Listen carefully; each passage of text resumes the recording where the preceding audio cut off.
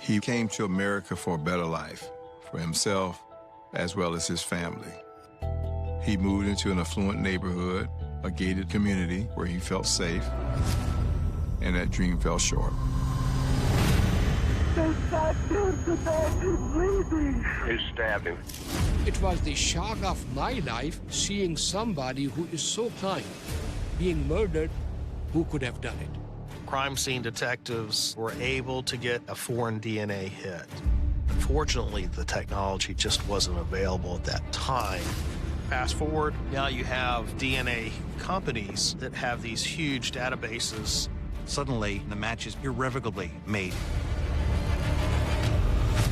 So kind of going down memory lane a little bit. Anything jarring you why we would be talking to you from Jacksonville still? No. Obviously, you're accusing me of something. Skip all the formalities, because I know what my rights are. It leaves a bad taste in your mouth when you learn that one of your own is capable of doing something like this. He needed her help, and she didn't want to disappoint. At the end of the day, it was her choice either to go or not go. She chose to go.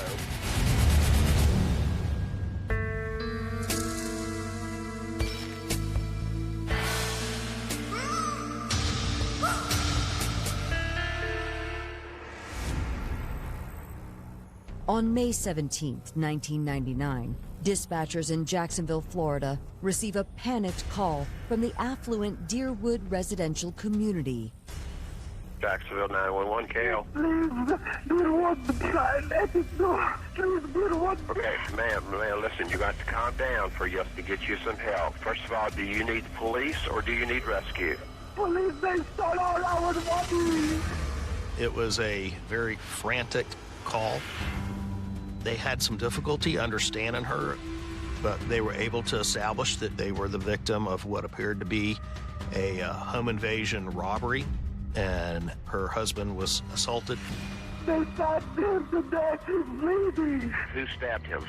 Somebody, I don't know, woman and man, they came and he was leaving the house with his van. They stopped him and let him inside the house. I felt fast to beat them all out. Let me ask you this. The person who stabbed him, is he gone? Yes, they left. They immediately sent patrol officers to the scene.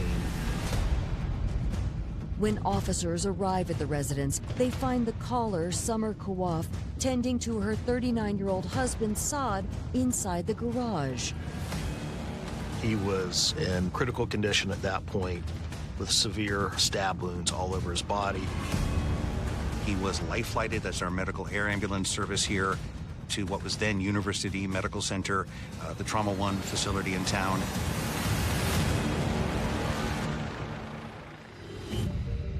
Officers did see that Samar had been involved in some type of altercation. There was blood on her clothes. She had duct tape in her hair. She was then removed from the crime scene and taken to the Deerwood clubhouse. She was certainly emotionally wrought. She was concerned about her husband. I remember when I received a call that a horrible incident has taken place and Saad is severely injured and he is being taken to the university hospital, and everybody was just shocked because I cannot imagine that anybody will have any animosity against a person like Saad. It had been 17 years since Saad first left his home country of Syria for America in 1982.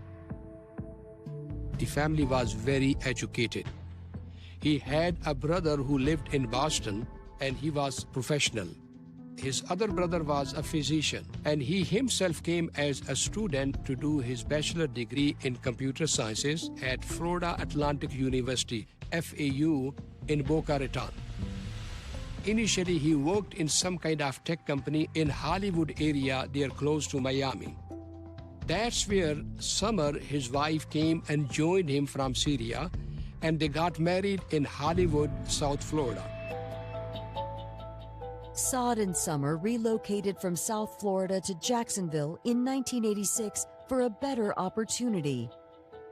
At that time, the computer job was not that prevalent or not that good paying. So that's where they moved down to Jacksonville and purchased a convenience store. And then he put all of his efforts to become a very successful small business owner. His business became very successful.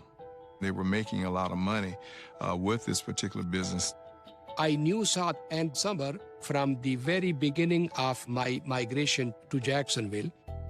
The president of Islamic Center of Northeast Florida, he invited me for dinner, and that's where I came across them. They became just like my family and friends. And he was regular for our congregational prayers, and he was very kind person, always smiling. And the next year in 1987, they had their daughter, Layla. They lived in Deerwood, which was gated community, very affluent community. Deerwood has a gorgeous golf course, swimming pool, tennis courts, club. It's a really nice area. Saad was very close to his mother and his brother. So after a lot of communication between the family, the mother and the brother decided to move to Jacksonville to live closer to Saad.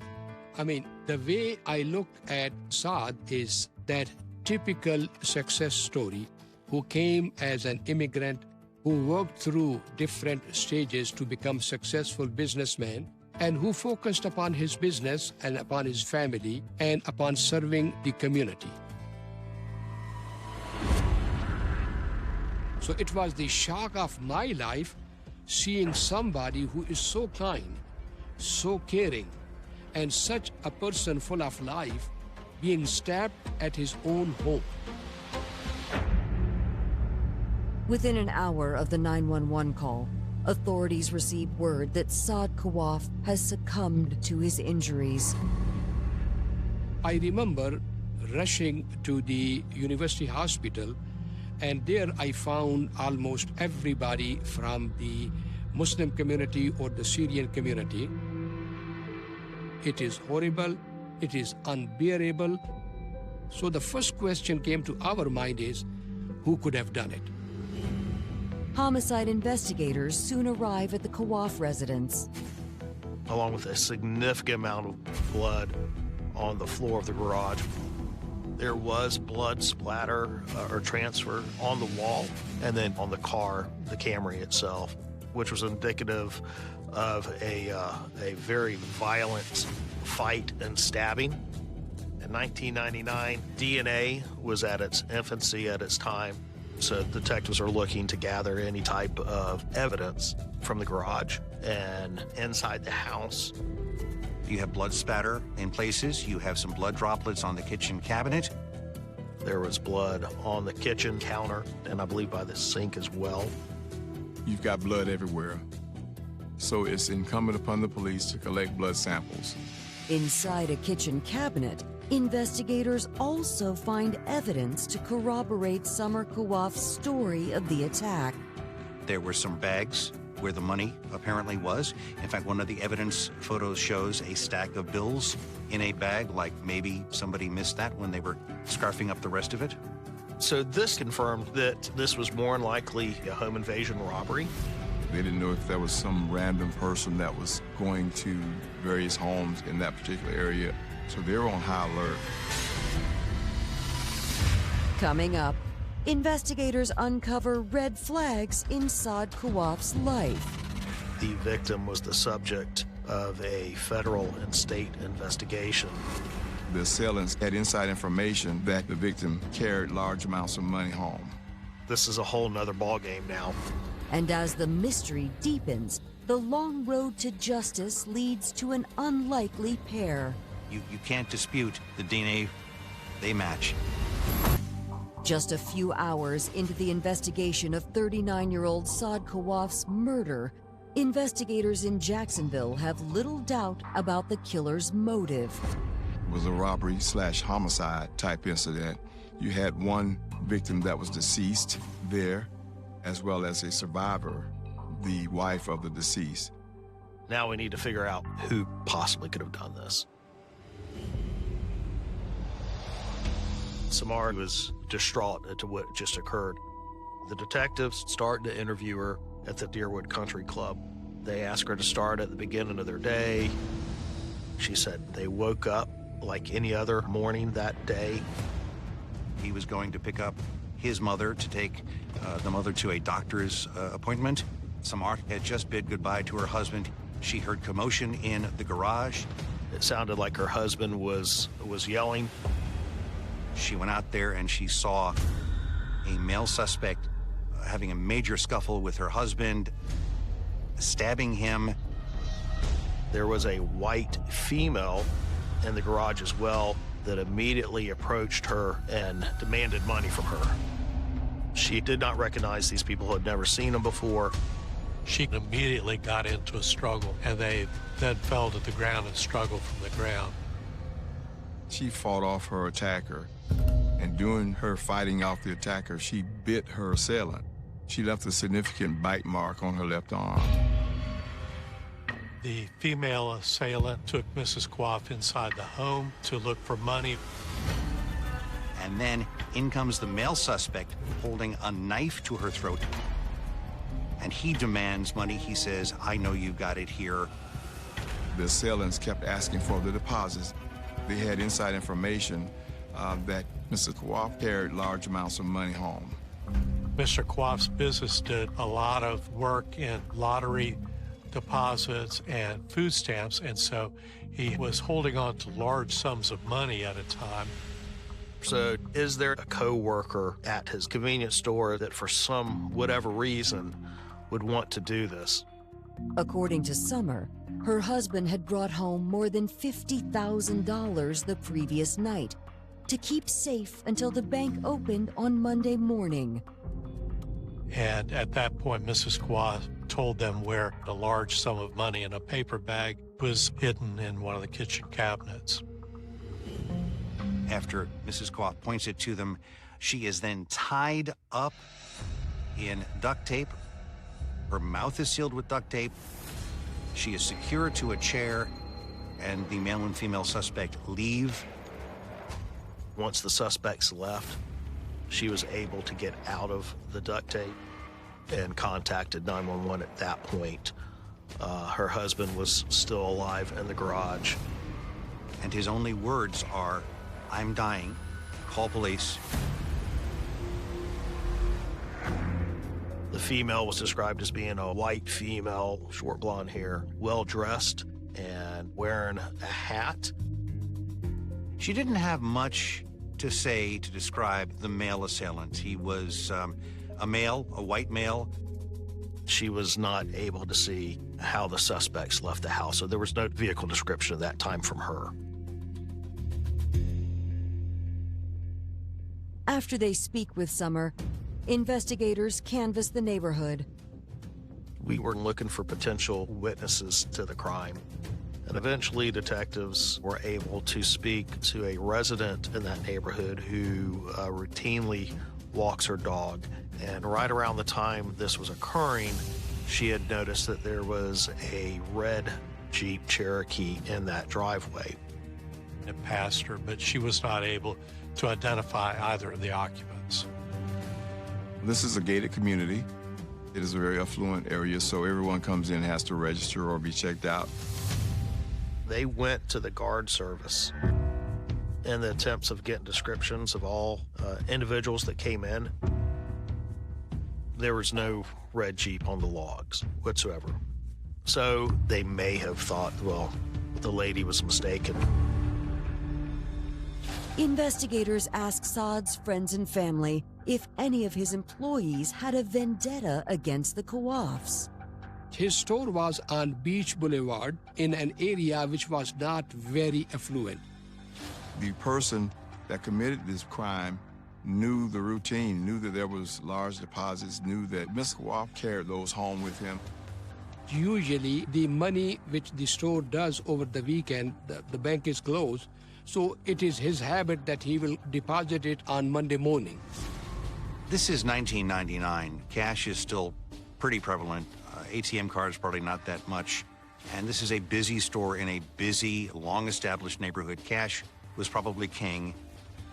An employee might have known that Mr. Quaff had this much money in his home. So they did go to the store. They interviewed each of the employees individually to determine their relationship with the victim. Was there anything that would either lead to the belief that one of those workers is a potential suspect? They checked their background, they checked their whereabouts, but all the employees had ironclad alibis, and none of them had done anything to raise suspicions of being involved in this homicide.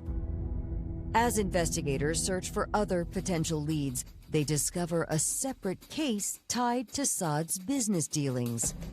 They learned that the victim was the subject of a federal and state investigation involving a potential money laundering scheme. This is a whole nother ballgame now. We potentially could have organized crime involved here, which opens up your possibilities exponentially of what could have occurred. Is he selling drugs? Is he getting money for something else that he's not supposed to be doing? So, as a detective, this quickly goes from being, is it a small group of individuals that knew what his daily routine was, to now the sky's the limit. Are there drug cartels involved?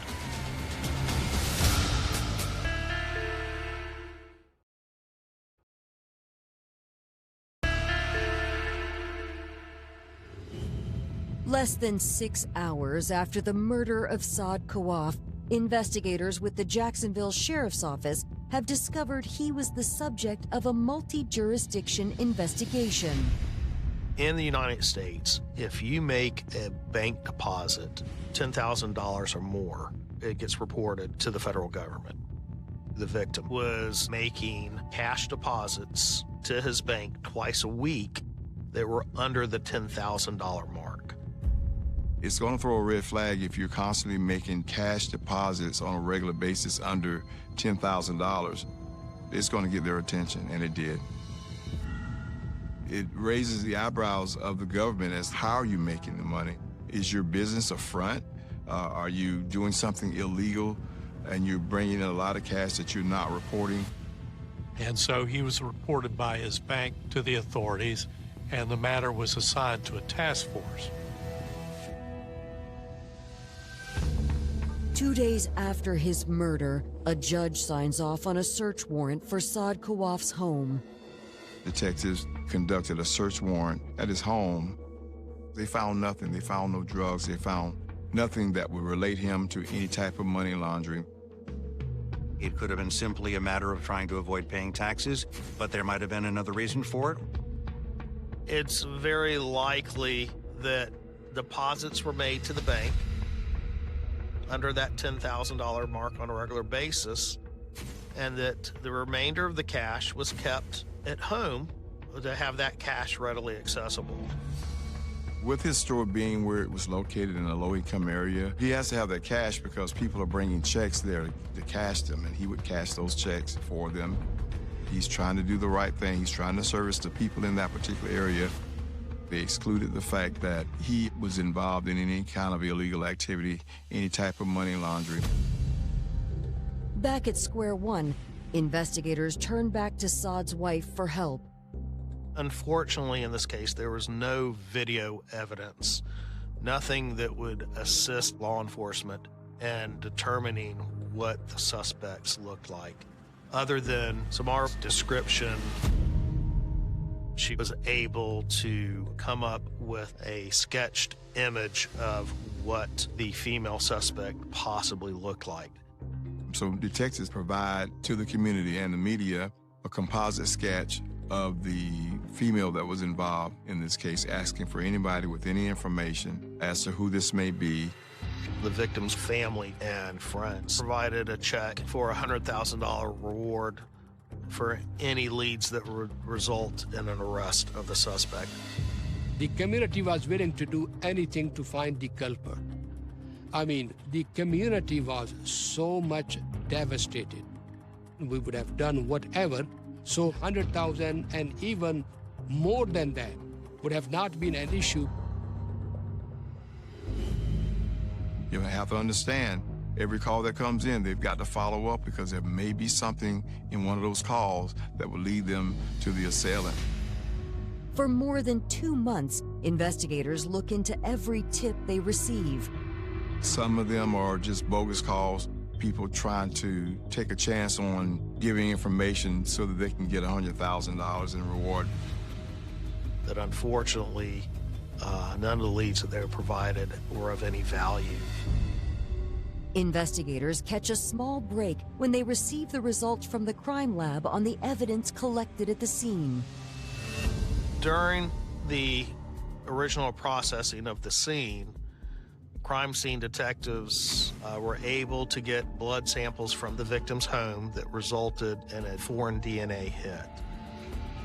Also, there was blood found on Mr. Coif's shirt collar, which was identified as being blood that wasn't his blood. So obviously it was believed that that blood was from the male assailant.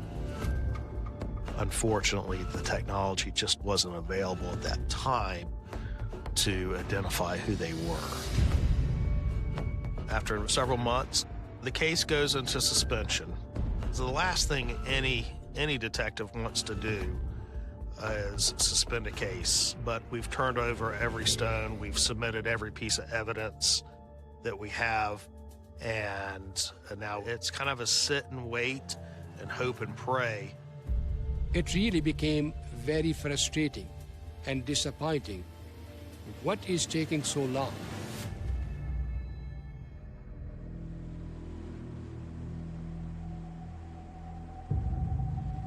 "19 long years go by before the advent of familial DNA brings new hope in identifying the killers.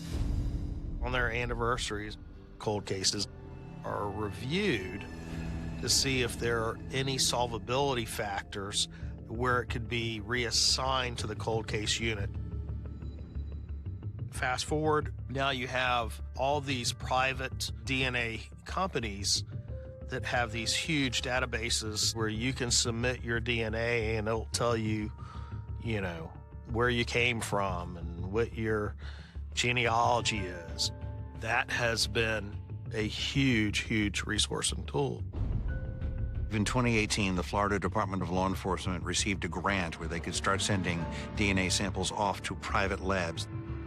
Ultimately, in 2020, they had the DNA evidence resubmitted from the crime. It could have matched too. These are potential candidates. It's not, this is definitely the person that did it, but here's a list of individuals that this DNA would potentially be connected to. So they have the DNA profiles they were excluding, and now they come to William Baer, or Billy Baer. They figured out, oh my gosh, this man used to be a Jacksonville police detective.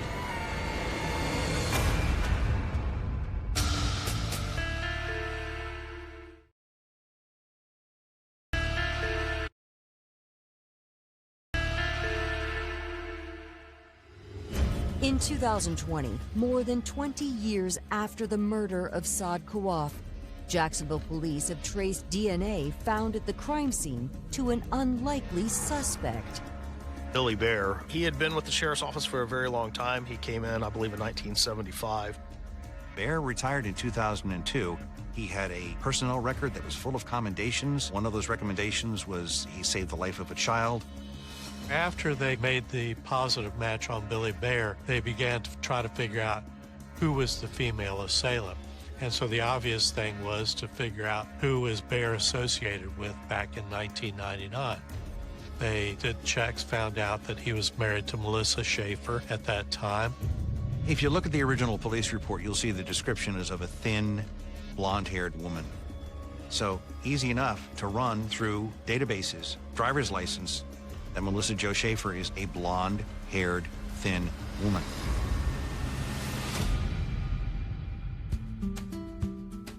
Melissa was born and raised in Cedar Rapids. She had been very athletic and played a lot of sports while she was there. She had received a softball scholarship and then had to drop out of college because she got pregnant with her first daughter. She had 2 daughters, both with the same guy, and they got married. Unfortunately, Melissa's first marriage ended in divorce. With Melissa, she could flip from very good and very stable to pretty mean and nasty really fast. Just say mean, terrible things. In 1995, Melissa moved with her 2 young daughters to Jacksonville, where she met Billy Baer.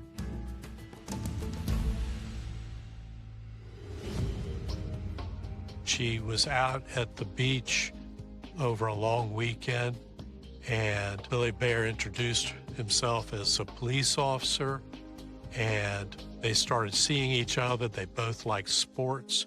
He would come over and watch football games at the house, and eventually developed a romantic relationship. Within the year, Billy and Melissa were married. Baer helped put her on her feet, and everything was great.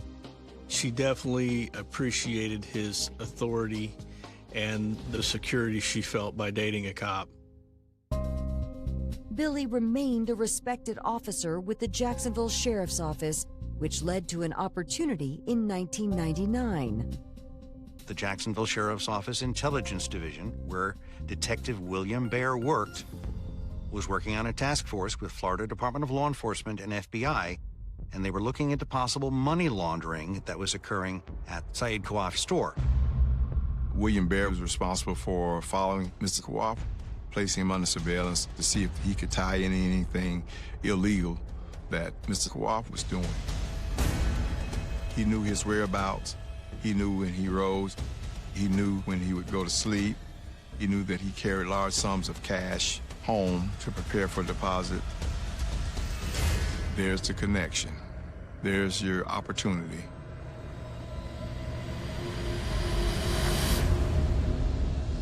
Five months after the murder, the homicide detectives hold an update meeting with that task force of FBI, FDLE, and JSO intelligence, and Billy Baer was part of that. He sat in that update meeting with homicide detectives.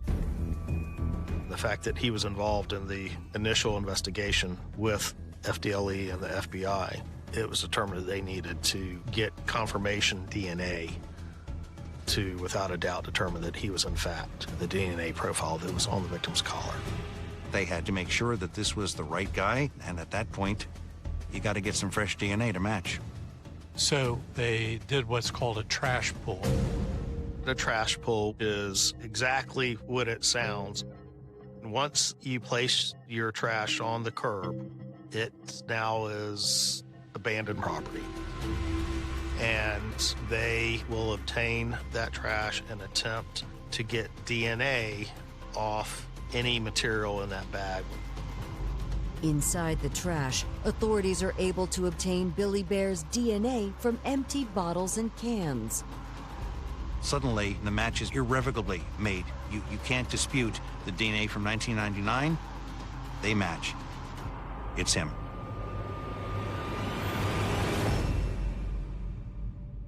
On July 1st, 2020, Billy Baer is picked up and brought to the Jacksonville Sheriff's Office for questioning. I'm Detective Radigan. Your name's come up in an investigation of mine.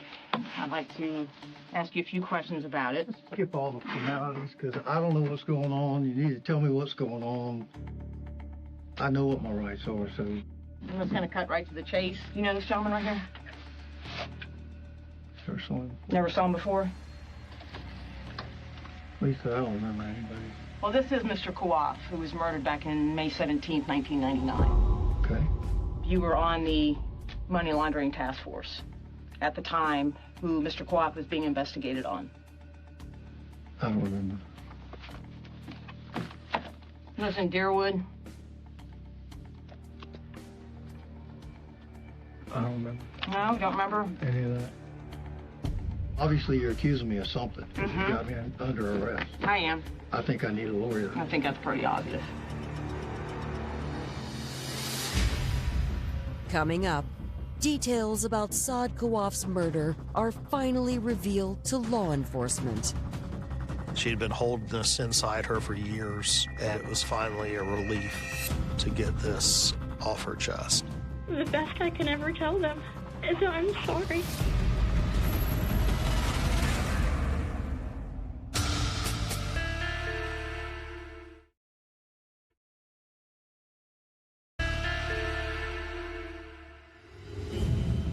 21 years after the murder of Saad Kawaf, Jacksonville authorities have taken retired police officer Billy Baer into custody for the crime. Based on Summer Kawaf's description, investigators believe Billy's ex-wife Melissa Schafer is likely his female accomplice. Detectives find out that Melissa Jo Schafer is no longer married and is now living in Missouri. So cold case detectives coordinated with the Jefferson City Police. A traffic stop was conducted and she was brought to the police station where she was interviewed. So kind of going down memory lane a little bit, anything jarring you why we would be talking to you from Jacksonville still? I know exactly what you're talking about. She immediately knew why they were there and stated that she'd been holding this inside her for years and couldn't tell anybody, and that it was finally a relief to get this off her chest. Tell me how all this transpired and we got to that day in May of 1999. He needed money. Mm-hmm. She said Billy Baer at some point had been shot in the line of duty. And during his surgery for that, they discovered he had cancer. And apparently that set him back significantly financially. Whatever he was doing in the intelligence division, they had been running, I don't know if this guy ran a convenience store or a gas station or what he did. Mm-hmm. It was something like that. Yeah. And it had everything to do with how many deposits this guy was making, and he was always making them under what would get caught by the government. Yeah. He had it in his head that they've got to have all this extra money in their house. If we went there, that he would be able to get the money and everything would be okay. She said he basically lied about Mr. Kawaf, said Mr. Kawaf was involved in drugs, that if they robbed Mr. Kawaf of the money, Mr. Kawaf never would report the crime. Baer and convinced her that this would be okay. We're just robbing somebody who's a criminal. Melissa tells investigators that on the morning of May 17, 1999, the couple drove to Saad Kawaf's home. Baer knew that they would be able to enter the gated community if they said they were realtors. He had gone as far to have business cards made indicating that they were realtors. They drove their red Jeep Cherokee from their house that morning, entered Deerwood, went directly to the victim's house. They both got out of the car, approached the garage, and Mr. Kawaf was coming out of the garage. Well, I think the gentleman knew that something was wrong. Okay. That something wasn't right. Mm-hmm. And then all I know is that they started fighting. And the next thing I know, his wife came out from the house into the garage. And I started wrestling around with her. She claims the wife immediately started defending herself and actually bit her. Did she bite you? It used to be a half a moon. That's not the scar from it? It's just the scar. Remember asking her for money? Yes. That's what he told me to do. I go in, and of course that lady is scared to death, which I would be too. Said she didn't know what I was talking about. William Baer comes in with a knife, puts it to her throat, threatens to kill her. He started yelling at her and said, "You know what we're talking about?" She went over to the cabinet in the kitchen and pulled out a whole bunch of money and gave it to her. Baer went over and rinsed his blood off of his arms. They then duct taped Mrs. Kawaf to a chair in the kitchen and left out the way they came in back through the garage.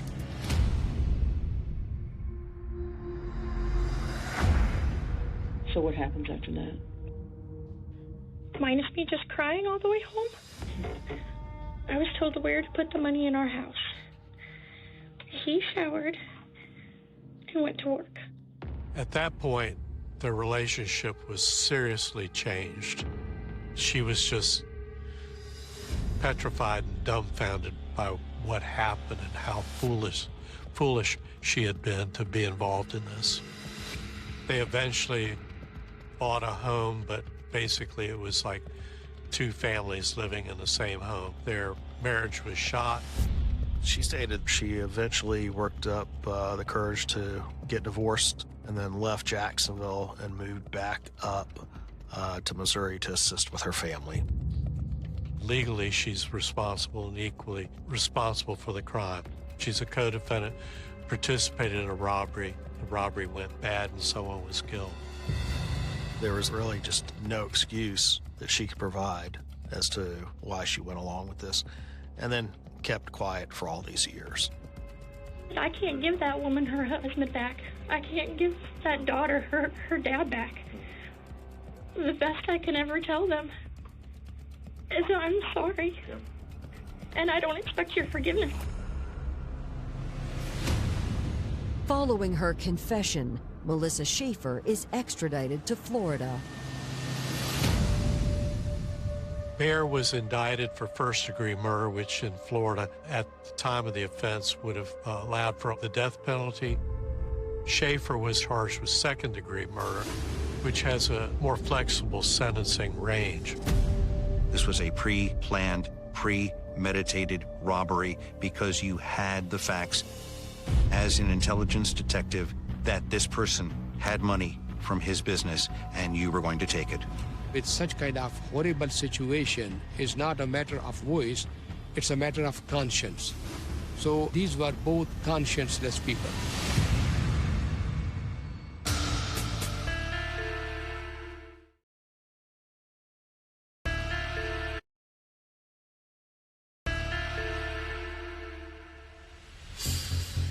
After 21 years, Billy Baer and his ex-wife, Melissa Jo Schafer, have been charged in the 1999 murder of 39-year-old business owner Saad Kawaf. Rather than face a life sentence, Melissa agrees to testify against her ex-husband. Since Baer had not confessed, Mrs. Schafer's testimony would be helpful in the prosecution of Baer, and she was willing to do it. On December 18, 2020, Melissa pleads guilty to second-degree murder. She cooperated fully. She sat down with our state attorney and gave a full explanation of what had occurred. She provided a deposition testimony to Baer's lawyer. I think that Mrs. Schafer's testimony pushed Baer to realize that this was a hopeless case for him, so he eventually worked out a plea agreement. In 2021, Billy Baer pleads guilty to avoid the death penalty and is sentenced to life without parole, while Melissa Schafer is sentenced to 30 years in prison. Her attorney wanted 25, the judge gave her 30. I think it's appropriate. It shows complicity. It shows a willingness in the moment to be part of this scheme to rob, and then this willingness to hide the homicide. Anybody that knows her, they can't believe that this young gal who is honest, intelligent, a leader, good person, could have ever been brought into something this horrible. I think that she was just particularly susceptible to a pressure that Baer put on her to be involved in this. I think it's pretty clear she had every opportunity not to do it. Do I think he pressured her? Absolutely. But at the end of the day, it was her choice either to go or not go. And she chose to go. Melissa Schafer's never been anybody's victim. She's very aggressive, and in the same way that she could flip that switch and be this angry person, she can flip it right back the other way and come across as soft-spoken, caring. If she went over there that day with Baer and they murdered this man, she went willingly. She went because of what was in it for her. She was an angry, selfish person. I am glad that justice has been served, even though it will not bring that father or that brother or that kind human being back. But at least right now, the closure is that we know what happened. To realize that William Baer, after the murder, was sitting with his task force of federal and state agents, listening to an update on the homicide that he committed being discussed, that is just amazing to me. The fact that he's retired law enforcement leaves a bad taste in your mouth. It's beyond disappointing when you learn that one of your own is capable of doing something like this. He needed her help, and she didn't want to disappoint. So for this particular event, you know, I would say they would have been the perfect match. It's sad for the Courtroom family that this happened to him. Mr. Courtroum came to America for a better life for himself as well as his family. He moved into an affluent neighborhood, a gated community where he felt safe, and they just wanted to live a peaceful life, being successful, and that dream fell short. Saad was a family man, he was a generous man, he was very pious, righteous, smiling, very social, very friendly, very caring, a person who was kind to everybody. When these kind of souls go away, they leave a huge vacuum. I believe if he would have been given the opportunity to live, he would have made a huge difference in the lives of so many people around him. On the morning of December 14th, still 1991, 17-year-old Sarah Yarborough left her home in Federal Way, Washington, intending to attend drill team practice before classes began at Thomas Jefferson High School. It was a routine Saturday morning, and there was nothing to suggest that her family, classmates, and community were about to become part of one of Washington State's longest-running homicide investigations. Minutes later, Sarah was attacked near the school campus. Emergency responders arrived after she was discovered by another student, but despite their efforts, she died from injuries inflicted during the assault. The homicide shocked Federal Way, a city that had experienced rapid population growth during the late 1980s and early 1990s, and where violent crimes involving students were exceptionally rare. Within hours, local police secured the crime scene, began interviewing witnesses, and launched what would become a decades-long investigation. From the outset, investigators recognized that the case presented both opportunities and challenges. The attack had occurred outdoors near school grounds during early morning hours, a period when only a limited number of students and staff were present. Detectives immediately established a perimeter, documented the scene through photographs and measurements, and collected physical evidence that they believed could prove significant. Among the most important items recovered was biological evidence that, although impossible to analyze fully using the technology available in 1991, would later become central to identifying the perpetrator. Crime scene technicians carefully preserved this evidence according to accepted forensic procedures, ensuring that it could be re-examined as scientific methods advanced. Investigators canvassed the surrounding neighborhoods extensively. Officers interviewed students, teachers, maintenance personnel, nearby residents, motorists, and anyone believed to have traveled through the area that morning. Detectives attempted to establish a detailed timeline of Sarah's final movements, identifying when she left home, the route she likely followed, and the approximate time of the attack. Witnesses reported seeing various individuals near the school, but no immediate suspect emerged from the initial interviews. As often occurs in major investigations, many reported observations proved difficult to verify because they involved ordinary activities occurring in a busy suburban community at the start of a school weekend. The homicide quickly became the highest investigative priority for the Federal Way Police Department. Additional resources were requested from neighboring agencies and forensic specialists. Detectives reviewed previous violent crimes occurring in the region, examining whether any similarities existed that might suggest a serial offender or repeat pattern. At that stage, however, investigators possessed insufficient evidence to connect Sarah's homicide to any other known case. The investigation, therefore, focused primarily on reconstructing the events of December 14th and identifying individuals who may have been present near Thomas Jefferson High School during the critical time period. The early 1990s represented a transitional period in forensic science. DNA profiling had begun to emerge as an investigative tool, but its practical application remained limited compared with modern capabilities. Laboratories required relatively large, well-preserved biological samples, and processing often consumed significant time and resources. Nevertheless, investigators understood the potential future value of biological evidence. Rather than relying exclusively on the technologies available at the time, they preserved samples carefully in anticipation that scientific advances might eventually permit more comprehensive analysis. Community response to the homicide was immediate. Students, parents, educators, and local residents struggled to understand how such a violent crime could occur near a school attended by thousands of young people. Memorial gatherings were organized in Sarah's memory, while school officials worked with law enforcement to address concerns regarding student safety. The investigation received extensive coverage from local newspapers and television stations, generating numerous tips from members of the public. The detectives reviewed every lead systematically, recognizing that even seemingly minor observations might later prove significant. As weeks turned into months, investigators pursued hundreds of investigative leads. Individuals identified through witness interviews were contacted and, where appropriate, eliminated through conventional investigative methods. Detectives examined employment records, vehicle registrations, criminal histories, and geographic information relating to persons of interest. Search warrants were executed when supported by probable cause, and forensic laboratories analyzed available evidence using the best scientific methods then available. Despite these efforts, investigators were unable to identify the individual responsible for Sarah's murder. The absence of an arrest did not diminish investigative activity. Cold case investigations often continue long after public attention fades, and Sarah Yarborough's homicide proved no exception.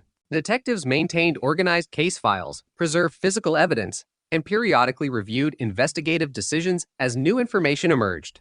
Whenever advances occurred in forensic science, previously collected evidence was reassessed to determine whether additional laboratory analysis might produce new leads. During the years following the homicide, DNA technology advanced dramatically. Improvements in polymerase chain reaction (PCRR) techniques, short tandem repeat (Stranger) analysis, and laboratory quality assurance expanded investigators' ability to generate reliable DNA profiles from increasingly small biological samples. Evidence preserved in unsolved homicide investigations across the United States was gradually re-examined using these improved methods. Sarah Yarborough's case remained among those periodically reviewed as scientific capabilities evolved. Investigators eventually succeeded in developing a DNA profile believed to belong to the unknown offender. This represented a major scientific achievement, but it did not immediately identify a suspect. Standard law enforcement DNA databases operate by comparing crime scene profiles with DNA collected from convicted offenders or other legally authorized sources. Repeated searches failed to produce a direct match. The absence of a database hit suggested that the offender either had not been required to provide DNA under applicable laws, had not committed a qualifying offense, or otherwise remained outside available forensic databases. Even without an identified suspect, the DNA profile became one of the investigation's most valuable assets. Unlike eyewitness recollections, which may naturally become less precise over time, DNA evidence remains scientifically consistent. The detectives recognized that every future advance in forensic genetics increased the possibility that the preserved biological evidence might eventually reveal the offender's identity. Consequently, maintaining the integrity of the evidence became a continuing investigative priority. The Federal Way Police Department never formally closed the investigation. Successive detectives inherited responsibility for the case, reviewing historical reports, recontacting witnesses when appropriate, and evaluating new forensic techniques as they became available. Institutional continuity proved essential. Original crime scene documentation, evidence inventories, laboratory reports, witness interviews, and investigative memoranda enabled later investigators to understand the work completed by earlier detectives and avoid unnecessary duplication, while pursuing new investigative opportunities. By the second decade of the 21st century, another major scientific development had begun transforming cold case investigations: investigative genetic genealogy. Unlike traditional DNA database searches, which seek exact matches within law enforcement collections, investigative genetic genealogy identifies distant biological relatives whose voluntarily submitted genealogical DNA may provide investigative leads. Rather than identifying a suspect directly, the technique allows genealogists to construct extended family trees using historical records and publicly available information. Combined with traditional detective work, this approach had begun resolving violent crimes that had remained unsolved for decades. For investigators working the Sarah Yarborough homicide, this emerging methodology represented a promising new avenue. The preserved biological evidence remained suitable for advanced analysis. The DNA profile had already been established, and conventional investigative methods had been exhausted after many years of work. As forensic science continued evolving, the investigation entered a new phase one that would combine decades-old evidence with modern genetics in an effort to identify the individual responsible for one of Washington state's longest-running unsolved homicide cases. By the early 2000s, more than a decade had passed since Sarah Yarborough's murder, yet the investigation remained active. Detectives assigned to the case continued to review the extensive investigative file, which contained thousands of pages of reports, witness interviews, crime scene documentation, laboratory analyses, photographs, and evidence inventories. Although no suspect had been identified, investigators had preserved biological evidence collected at the scene and had developed a DNA profile believed to belong to the person responsible for the attack. That profile became the central focus of the investigation as forensic science continued to advance. The original investigation had generated hundreds of leads. Detectives interviewed classmates, teachers, school employees, local residents, motorists, and individuals known to have been in the vicinity of Thomas Jefferson High School on the morning of December 14, SIL 1991. Numerous tips were received from members of the public, some immediately after the crime and others years later following media coverage or anniversary reports. Each lead was documented, evaluated, and either pursued or eliminated according to the available evidence. Despite these extensive efforts, investigators were unable to identify an individual whose DNA matched the biological evidence recovered from the crime scene. As DNA databases expanded throughout the United States, law enforcement repeatedly compared the unknown profile against eligible offender records. These searches were conducted whenever significant additions to the databases occurred or when improved analytical methods became available. Each comparison produced the same result: no direct match. Although disappointing, the absence of a match also provided investigators with valuable information.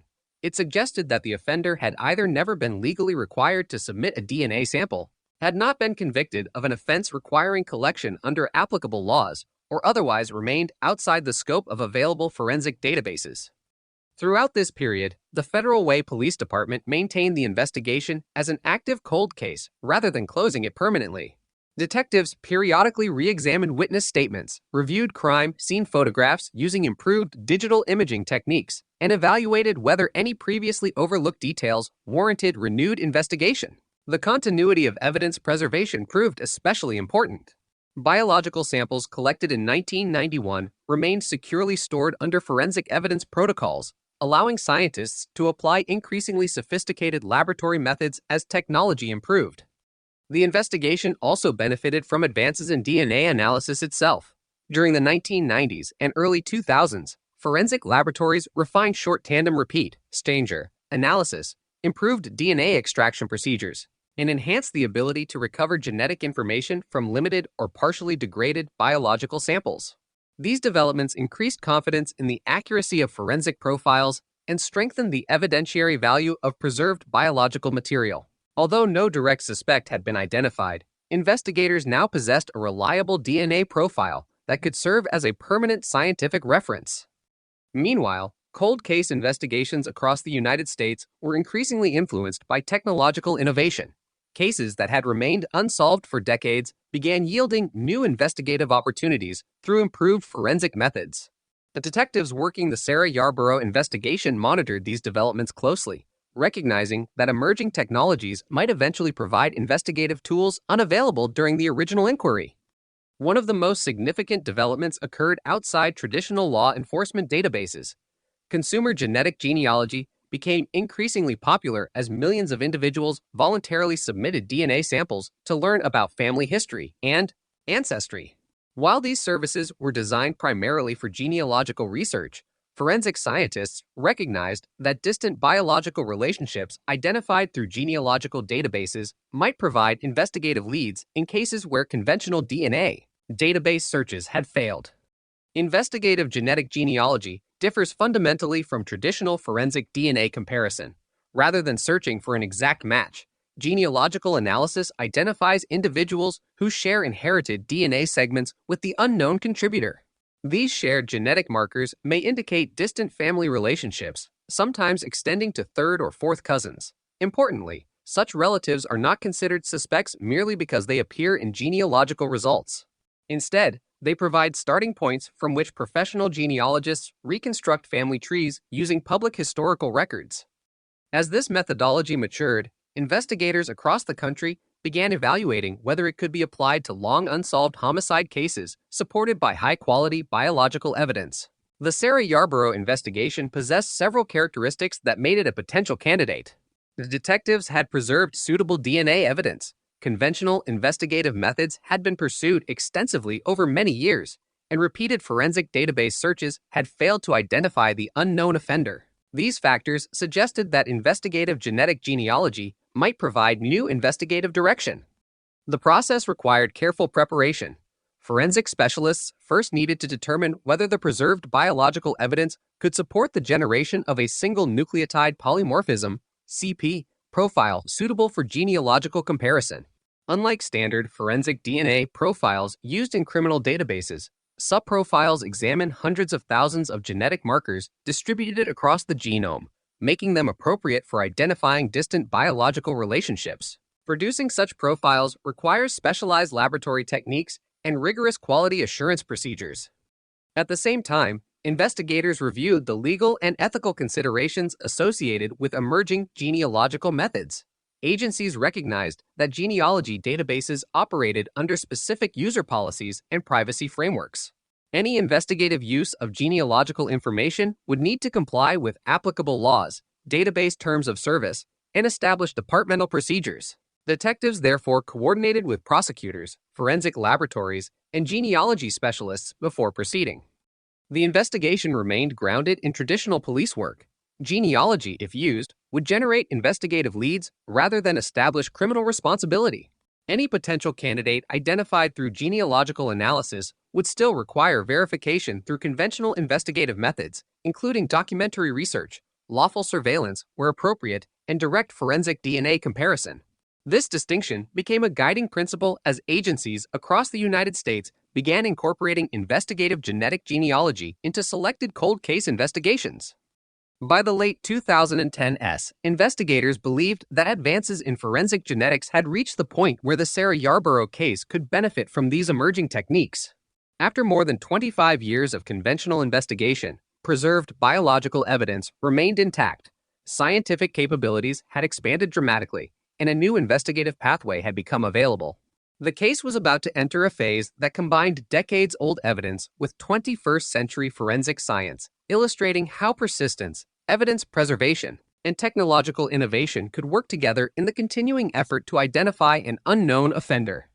After investigators determined that the preserved biological evidence from the Sarah Yarborough homicide was suitable for modern forensic analysis, the case entered a new investigative phase centered on investigative genetic genealogy. By this point, conventional investigative methods had been pursued for decades.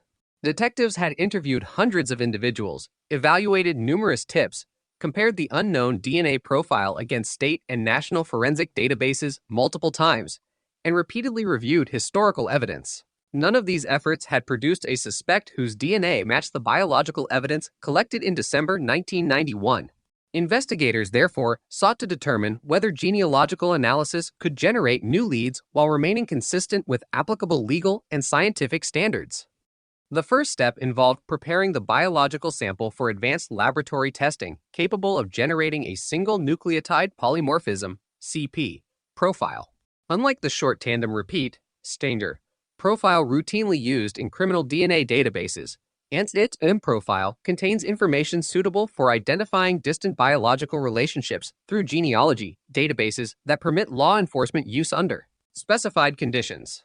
Producing such a profile required specialized laboratory procedures, careful quality assurance, and verification that the DNA sample was of sufficient quality for reliable analysis.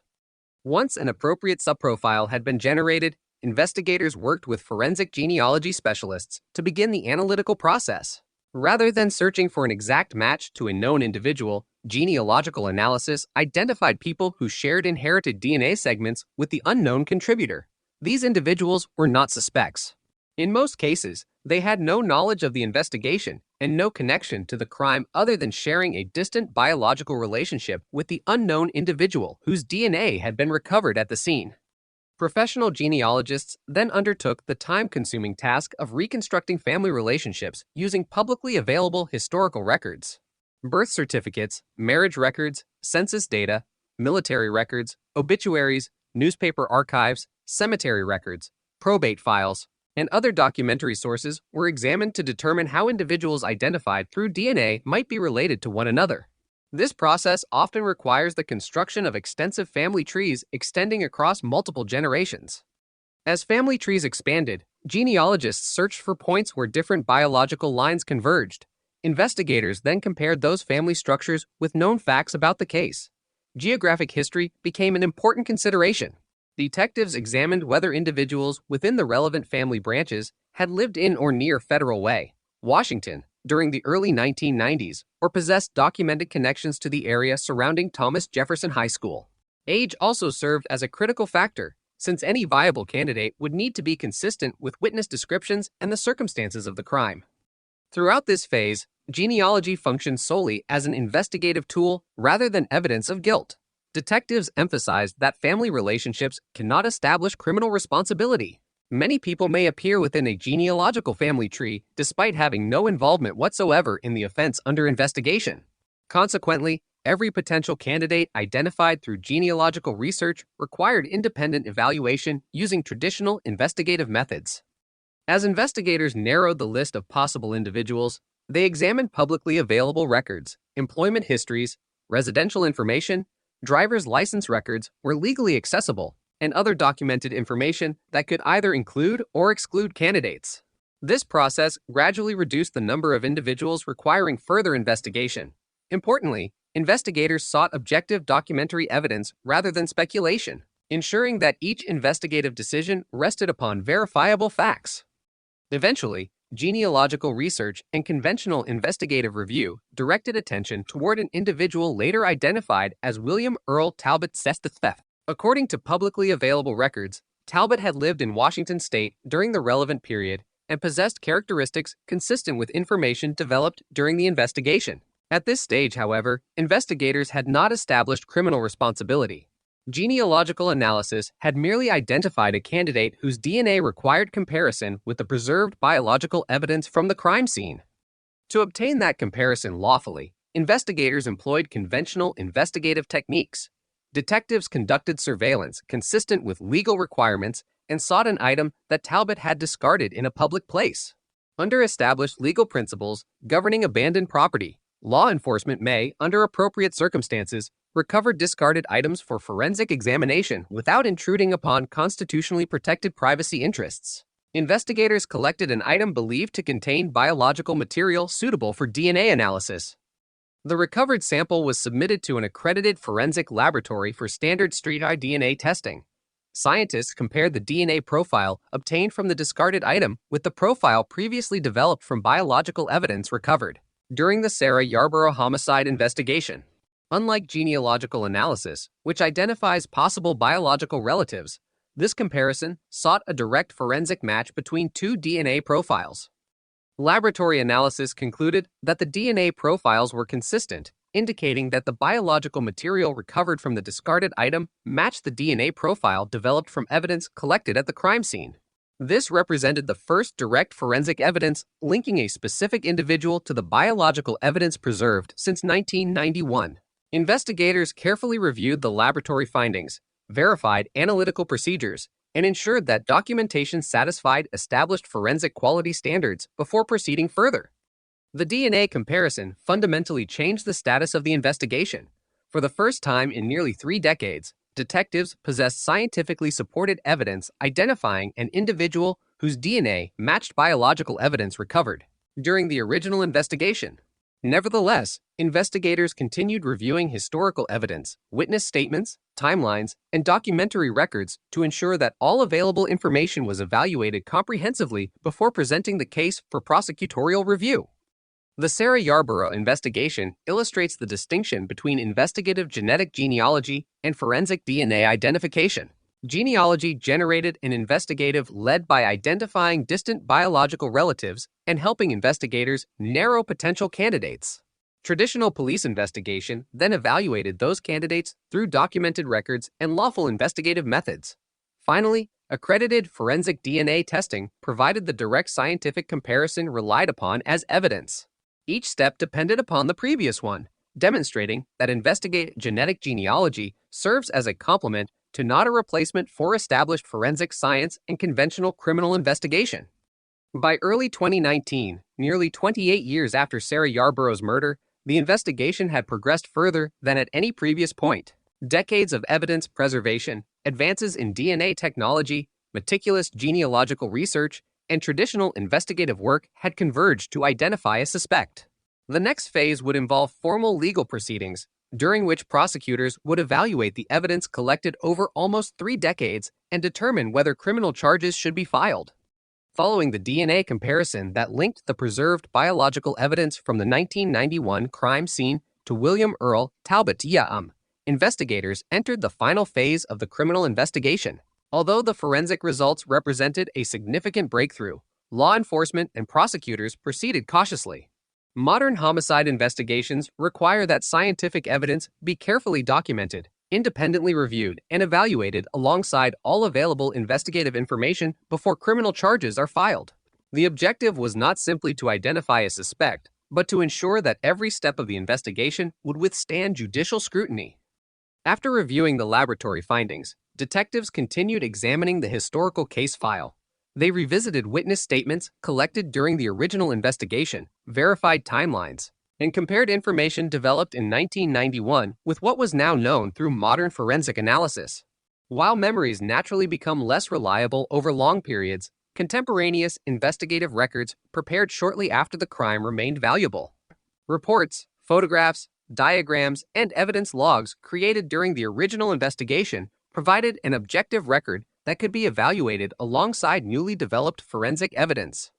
The investigative team also reviewed William Earl Talbot's known history during the period surrounding Sarah Yarborough's murder. Detectives examined publicly available records, residential history, employment information, and geographic connections relevant to the investigation.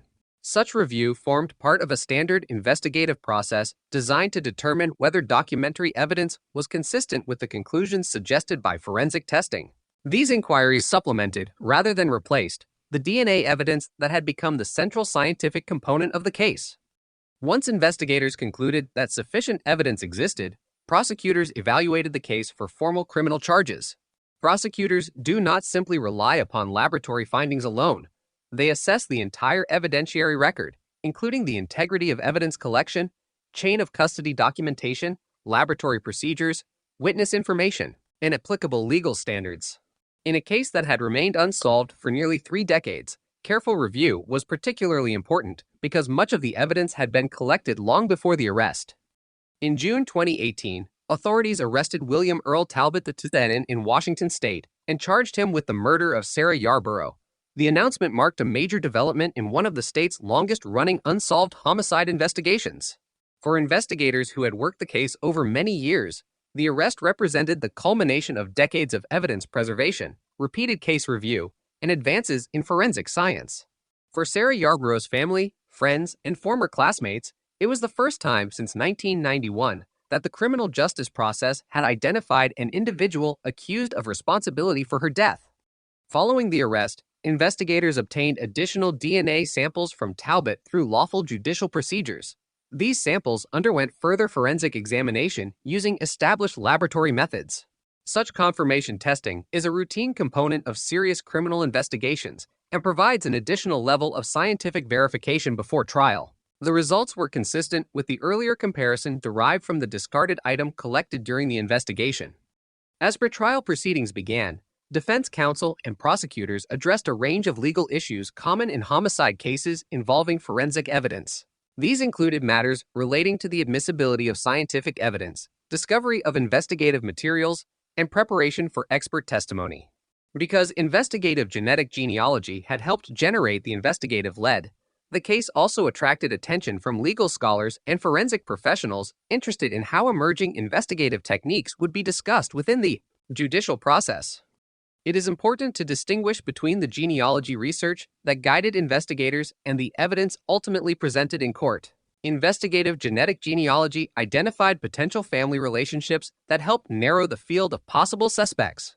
However, criminal responsibility was supported through direct forensic DNA comparisons conducted by accredited laboratories using established forensic methods. This distinction became an important feature of public discussion surrounding the case and continues to influence professional guidance regarding the use of investigative genetic genealogy. The investigation also renewed public interest in cold cases throughout Washington state. Law enforcement agencies received questions about whether similar forensic methods might assist in resolving other unsolved homicides where biological evidence had been preserved. Investigators emphasized that every case presents different circumstances. Successful application of investigative genetic genealogy depends upon the existence of suitable DNA evidence, compliance with applicable legal and database policies, and extensive traditional investigative work to evaluate any leads that emerge. As preparations for trial continued, prosecutors assembled a comprehensive evidentiary record documenting nearly 3 decades of investigative activity. Original crime scene reports, forensic laboratory analyses, evidence preservation records, witness interviews, and modern DNA testing results were organized to present a chronological account of the investigation. This extensive documentation demonstrated not only the scientific basis for the charges, but also the continuity of investigative efforts from 1991 through the arrest. The case drew significant attention from forensic scientists because it illustrated how historical evidence can retain evidentiary value when preserved correctly. The biological material collected during the original investigation remained scientifically useful decades later because investigators had followed accepted evidence collection and storage procedures. Advances in DNA technology transformed that preserved evidence into the key forensic link connecting the crime scene to the accused individual. By the time the case moved toward trial, the Sarah Yarborough investigation had become more than a single homicide prosecution. It had become an important example of the interaction between traditional detective work, long-term evidence preservation, modern forensic genetics, and investigative genetic genealogy. Each element played a distinct role. Detectives documented the crime thoroughly in 1991. Evidence custodians preserved critical biological samples for decades. Forensic laboratories applied continually improving scientific methods. Genealogists generated investigative leads. Investigators confirmed those leads through conventional police work and direct DNA comparison. Prosecutors then evaluated the accumulated evidence within the framework of the criminal justice system. Nearly 30 years after Sarah Yarborough left home for drill team practice, the investigation had progressed from an unsolved homicide to a criminal prosecution supported by modern forensic science. The next stage would shift from investigation to courtroom proceedings, where the evidence developed over decades would be examined under judicial procedures designed to determine criminal responsibility according to the rule of law. Following the arrest of William Earl Talbot Deanan in June 2018, the Sarah Yarborough homicide investigation entered the judicial phase for investigators. This represented the transition from identifying a suspect to presenting evidence in court. Every investigative step from the original crime scene examination in December 1991 to the most recent forensic DNA analysis would now be evaluated according to established rules of criminal procedure and evidence. Prosecutors were required to demonstrate that the scientific findings, investigative methods, and documentary record collectively supported the charge beyond a reasonable doubt. One of the defining characteristics of the case was the extraordinary age of the evidence. Nearly 28 years had elapsed between the homicide and the arrest. During that period, forensic science had undergone substantial transformation. Detectives who initially investigated the crime relied on the best available techniques of the early 1990s, preserving biological evidence with the understanding that future advances might provide additional investigative opportunities. By the time of Talbot's arrest, those advances had fundamentally changed the evidentiary landscape. Pretrial proceedings focused on a variety of legal issues commonly encountered in homicide prosecutions involving forensic evidence. Attorneys reviewed laboratory documentation, evidence preservation records, investigative reports, witness statements, and expert analyses. Both prosecution and defense examined the chain of custody associated with biological evidence collected in 1991, ensuring that the material analyzed decades later could be reliably traced to the original crime scene through continuous documentation. The role of DNA evidence became a central topic throughout these proceedings. Prosecutors explained that the investigation had progressed through several distinct scientific stages. First, investigators had developed a conventional forensic DNA profile from biological evidence recovered during the original investigation. Second, after repeated searches failed to identify a direct match within law enforcement databases, investigators employed investigative genetic genealogy to generate new leads. Third, detectives lawfully obtained discarded biological material from William Earl Talbot Tien, allowing accredited forensic laboratories to conduct a direct DNA comparison using established forensic methods. Finally, additional DNA samples obtained after the arrest confirmed those laboratory findings. Importantly, the prosecution distinguished between investigative techniques used to identify a suspect and the evidence ultimately presented to establish criminal responsibility. Investigative genetic genealogy served as an investigative tool by identifying distant biological relatives and narrowing the field of possible candidates. The evidentiary foundation presented in court rested upon direct forensic DNA comparisons performed under accepted scientific standards rather than genealogical analysis itself. This distinction reflected professional guidance that had emerged as investigative genetic genealogy became increasingly utilized in cold case investigations. As preparations continued, prosecutors also organized decades of investigative documentation into a coherent chronological record.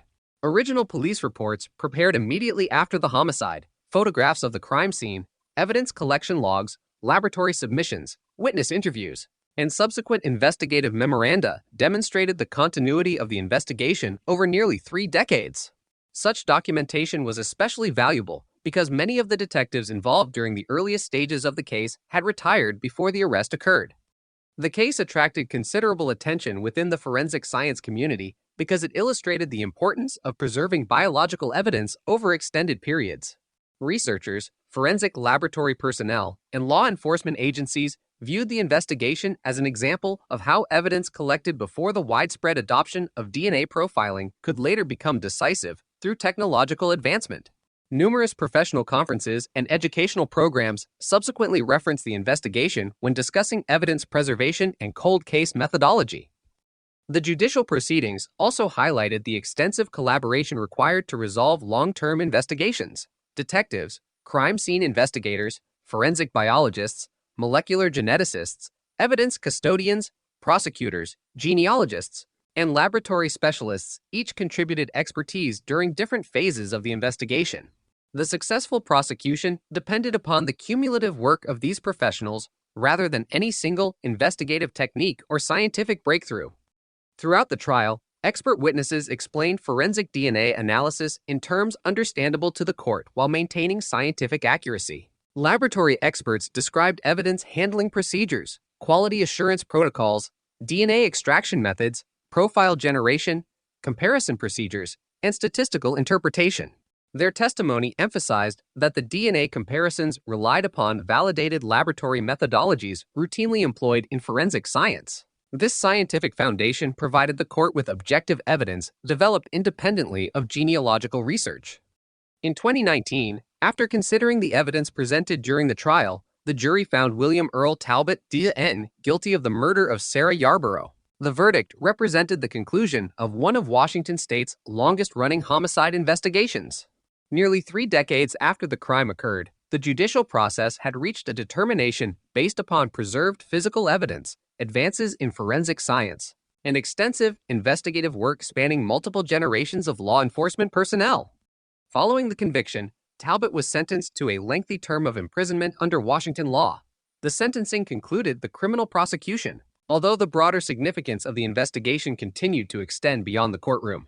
For Sarah Yarborough's family and many members of the Federal Way community, the legal proceedings brought a measure of resolution after years of uncertainty. While no judicial outcome could undo the loss experienced in 1991, the identification, prosecution, and conviction of the offender marked the end of a case that had remained unsolved for almost 30 years. The investigation subsequently became a frequently cited example in discussions of modern cold case investigation. It demonstrated how disciplined evidence preservation, repeated case review, scientific innovation, and collaboration across investigative disciplines can contribute to resolving violent crimes many years after they occur. At the same time, the case reinforced the principle that new technologies are most effective when integrated with traditional detective work, comprehensive documentation, rigorous laboratory standards, and careful judicial oversight. By the conclusion of the trial, the Sarah Yarborough investigation had evolved from a local homicide inquiry into an influential case study within forensic science and criminal justice. Its lessons would continue to shape evidence preservation policies, DNA laboratory practices, investigative training, and the responsible use of investigative genetic genealogy in violent crime investigations throughout the United States. Following the conviction of William Earl Talbot II, the Sarah Yarborough investigation became the subject of extensive review within the forensic science and law enforcement communities. Rather than being viewed solely as the successful resolution of a decades-old homicide, the case was increasingly examined as an example of how long-term evidence preservation, scientific innovation, and conventional investigative work can operate together within the criminal justice system. Researchers, prosecutors, forensic laboratories, and police agencies analyzed the investigation to understand both the factors that contributed to its success and the procedural safeguards that supported its legal outcome. One of the most significant lessons involved the preservation of biological evidence. When investigators processed the crime scene in December 1991, DNA technology was still in its early stages of forensic application. Crime scene personnel could not have anticipated the analytical capabilities that would exist nearly 3 decades later. Nevertheless, they followed established evidence collection procedures, documenting, packaging, labeling, and storing biological material in a manner that preserved its integrity. This careful work allowed future forensic scientists to analyze evidence using technologies unavailable at the time of the original investigation. The case also demonstrated the importance of maintaining a complete chain of custody. Every transfer of evidence from the crime scene to the laboratory into secure storage and later to additional forensic examinations was documented. Chain of custody records established that evidence presented during criminal proceedings is the same material originally collected during the investigation and that it has been protected from unauthorized alteration or contamination. In long-term investigations, where decades may separate collection from courtroom presentation, such documentation becomes especially important. Investigators also emphasized the value of comprehensive case documentation. Original police reports prepared shortly after the homicide described witness interviews, investigative decisions, crime scene observations, and evidence collection procedures in considerable detail. As the case passed through successive generations of detectives, these records preserved institutional knowledge and enabled later investigators to understand the reasoning behind earlier investigative steps. Rather than beginning each review from the beginning, detectives could build upon work already completed while applying new forensic methods to historical evidence. Another important aspect of the investigation involved repeated review rather than continuous inactivity. Cold cases are often described as inactive, but in practice, many remain under periodic examination. Detectives assigned to the Sarah Yarborough investigation revisited the evidence whenever significant advances occurred in forensic science or when new information became available. DNA databases expanded, laboratory techniques improved, and investigative technologies evolved.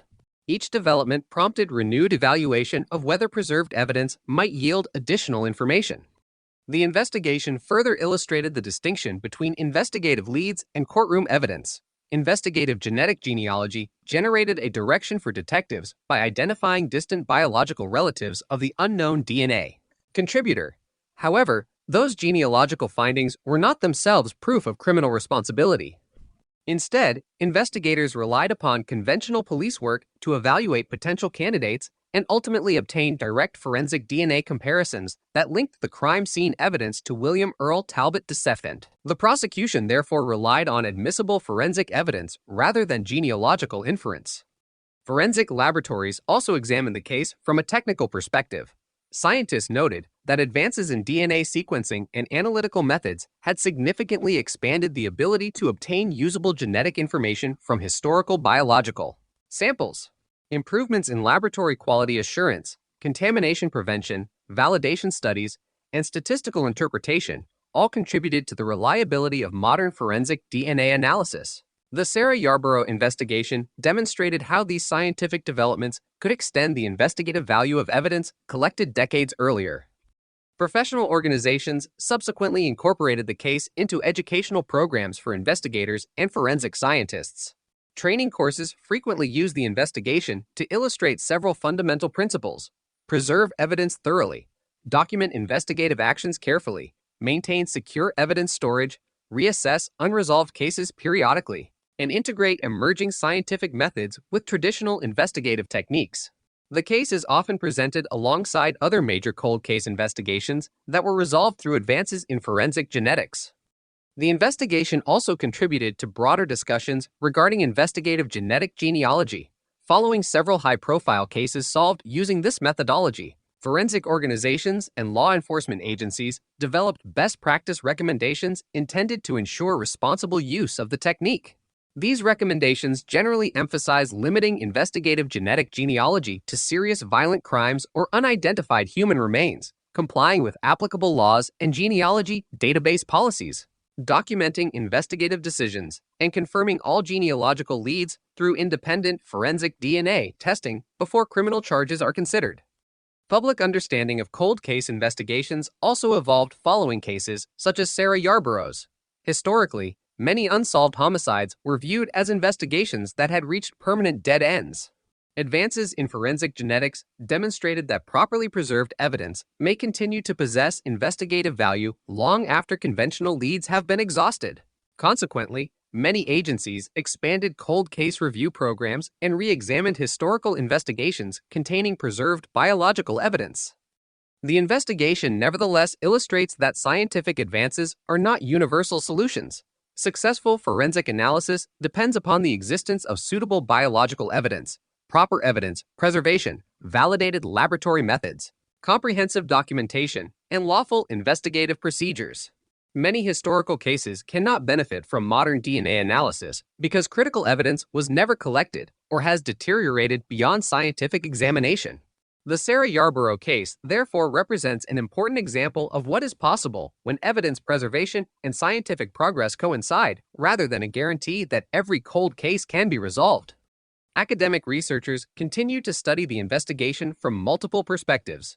Forensic science programs analyze laboratory methodology and DNA interpretation. Criminal justice researchers examine investigative strategy and interagency cooperation.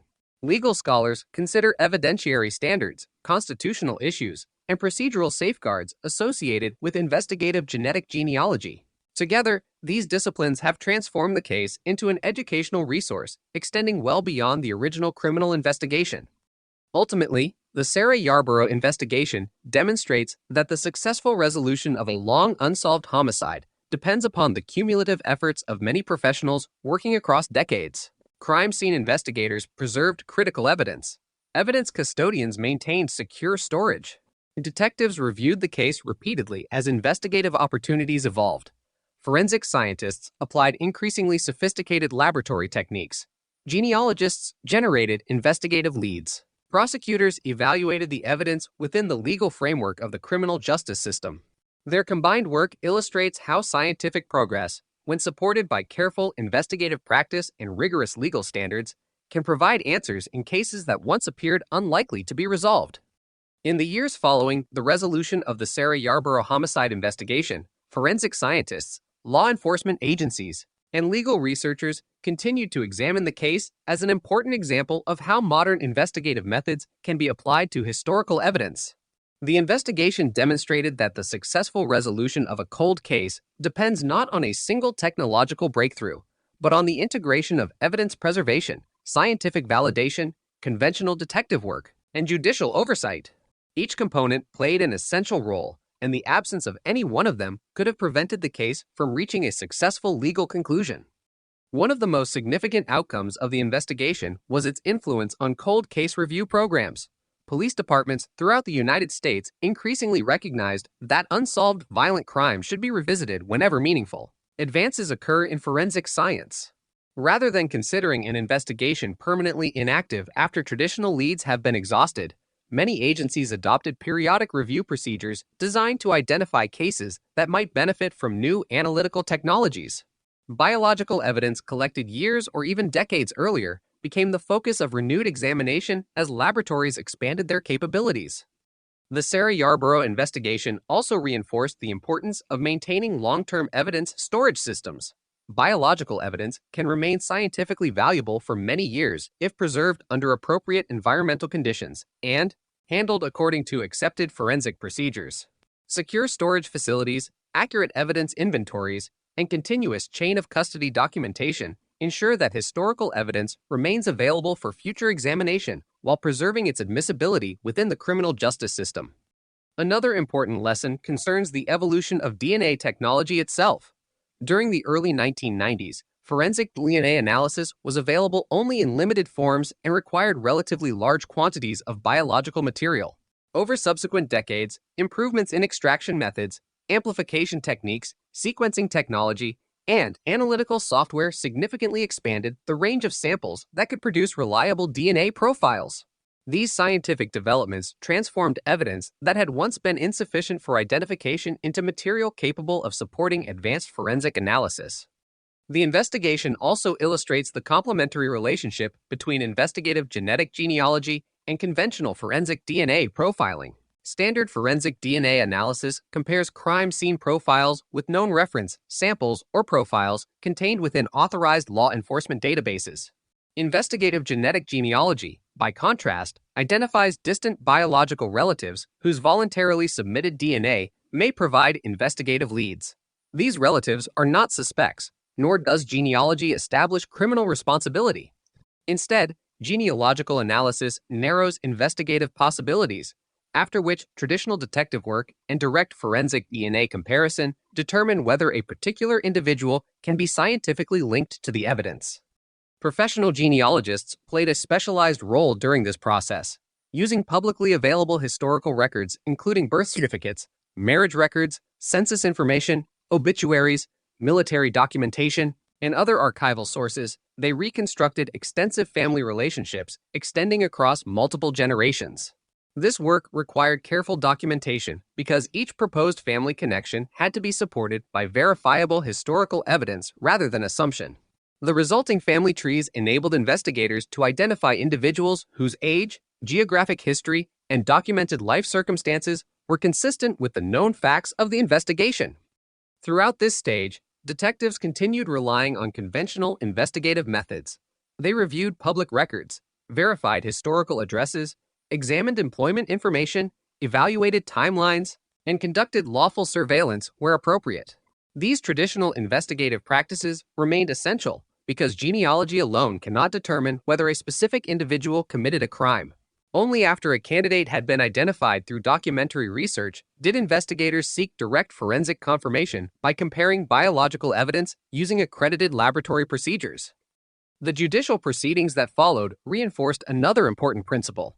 Evidence presented in court must satisfy established legal standards regardless of the investigative techniques used to generate leads. Although investigative genetic genealogy contributed significantly to identifying William Earl Talbot II as a potential suspect, prosecutors relied primarily on direct forensic DNA evidence, supported by expert testimony explaining laboratory methodology, quality assurance procedures, and statistical interpretation. This distinction remains a defining feature of responsible forensic practice. The investigation has also influenced discussions concerning evidence retention policy. Many law enforcement agencies reviewed procedures governing the preservation of biological evidence in unsolved homicide and sexual assault investigations. In some jurisdictions, retention periods were extended or policies revised to ensure that evidence remains available for future forensic testing as scientific capabilities continue to advance. These policy changes reflect recognition that biological evidence may acquire increased investigative value over time rather than diminishing in significance. Academic researchers continue to examine the case from multiple disciplinary perspectives. Forensic scientists study laboratory methodologies and DNA interpretation. Criminal justice scholars analyze investigative decision-making and interagency cooperation. Legal researchers examine constitutional considerations, evidentiary standards, and privacy issues associated with investigative genetic genealogy. Together, these studies have contributed to a broader understanding of how emerging technologies should be integrated responsibly within established criminal justice systems. The case has likewise become an educational resource for investigators entering the field of cold case investigation. Training programs frequently emphasize that successful long-term investigations depend upon careful evidence collection, detailed documentation, secure evidence preservation, periodic case review, interdisciplinary collaboration, and adherence to scientific and legal standards.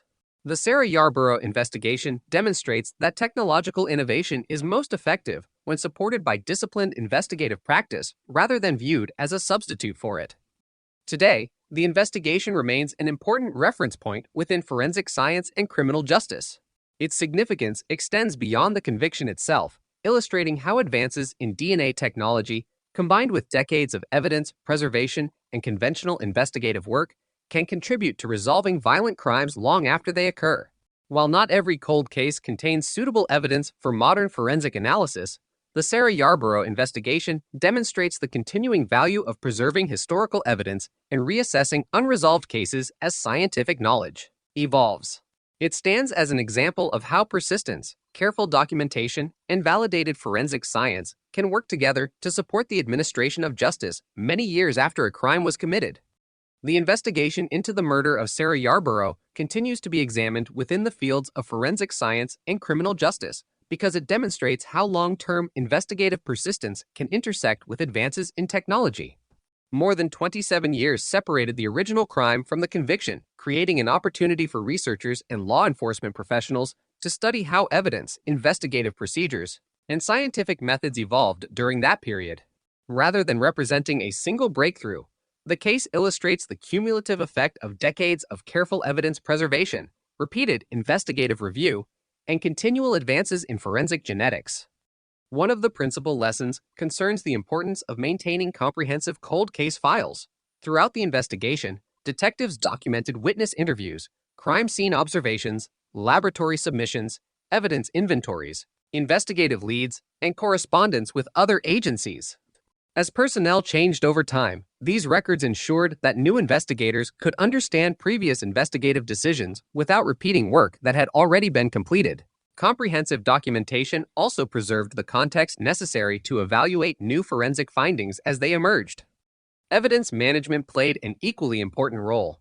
Biological evidence collected during the original investigation remained securely stored according to established forensic protocols. Maintaining appropriate environmental conditions, accurate labeling, and complete chain of custody records ensured that the material remained suitable for future laboratory examination. The ability to analyze decades-old evidence using modern DNA technology depended directly upon the quality of these preservation practices. The case also demonstrates the value of periodically re-evaluating historical evidence. Advances in forensic science rarely occur all at once. Instead, laboratories continually improve DNA extraction methods, sequencing technologies, analytical software, contamination prevention procedures, and quality assurance standards. Each advancement increases the possibility that evidence previously considered inconclusive may later provide meaningful investigative information. Detectives working the Sarah Yarborough investigation regularly reassessed preserved evidence in light of these scientific developments. The emergence of investigative genetic genealogy represented one such development. Unlike conventional forensic DNA database searches, which seek exact matches, investigative genetic genealogy identifies individuals who share inherited DNA with an unknown contributor. These biological relatives are often distant and have no involvement in the crime itself. Their genetic relationship simply provides investigators with a starting point for reconstructing extended family trees through publicly available historical records. Genealogical research requires substantial documentary work. Professional genealogists review birth records, marriage licenses, census data, newspaper archives, military records, cemetery information, probate files, and other historical documents to establish accurate family relationships. Every connection within a family tree must be supported by reliable documentation. The resulting genealogical reconstruction allows investigators to identify family branches that may include individuals whose age, location, and documented history are consistent with the known facts of the investigation. Even after genealogy narrows the field of possible candidates, traditional investigative methods remain essential. Detectives verify addresses, employment histories, educational records, where appropriate, geographic movements, and other documented information. They compare these findings with witness statements, crime scene evidence, and investigative timelines developed during the original inquiry. Only when sufficient evidence exists do investigators seek lawful opportunities to obtain biological samples for direct forensic comparison. The Sarah Yarborough investigation clearly illustrates this distinction. Investigative genetic genealogy did not identify the offender directly. Instead, it generated investigative leads that detectives evaluated using conventional investigative techniques. The decisive scientific evidence came from accredited forensic laboratory comparisons, demonstrating that DNA obtained from William Earl Talbot didn't match the biological evidence preserved from the 1991 crime scene. Those direct forensic comparisons, rather than genealogy itself, formed the evidentiary basis presented during criminal proceedings. Following the successful resolution of the case, numerous law enforcement agencies reviewed their own unsolved homicide investigations. Cases containing preserved biological evidence were evaluated to determine whether modern DNA sequencing or investigative genetic genealogy might provide new investigative opportunities. Many agencies established formal review procedures requiring prosecutors, forensic scientists, detectives, and laboratory personnel to evaluate whether individual cases met the scientific and legal criteria necessary for advanced forensic analysis. The investigation also contributed to continuing discussions regarding privacy and the responsible use of genealogical databases. As investigative genetic genealogy became more widely known, database providers adopted varying policies governing law enforcement access. Some services implemented voluntary opt-in systems allowing users to decide whether their DNA information could be included in investigations involving violent crime or unidentified human remains. These policy developments reflected ongoing efforts to balance investigative effectiveness with individual privacy interests. Professional organizations likewise developed recommendations addressing investigative genetic genealogy. These generally emphasize limiting its use to serious violent crimes and unidentified human remains, documenting every stage of the investigation carefully, complying with applicable laws and database policies, and confirming all genealogical leads through independent forensic DNA analysis before any enforcement action is taken. The Sarah Yarborough investigation is frequently cited as an example demonstrating why these safeguards are essential. Educational institutions have incorporated the investigation into forensic science and criminal justice curricula. Students examine the case to understand how biological evidence collected decades earlier can become central to a modern investigation. They also study the interaction between forensic biology, genealogy, criminal investigation, evidence management, and legal procedure, recognizing that successful cold case investigations require expertise across multiple disciplines rather than reliance upon any single technology. Today, the Sarah Yarborough case remains an important reference within forensic science because it illustrates that technological innovation is most effective when combined with disciplined investigative practice. Proper evidence collection, meticulous documentation, secure evidence preservation, validated laboratory procedures, conventional detective work, and judicial oversight all contributed to the successful resolution of the investigation. Together, these elements demonstrate how historical evidence, when preserved with care and re-examined through scientifically validated methods, can continue to provide meaningful investigative opportunities many years after a crime has occurred.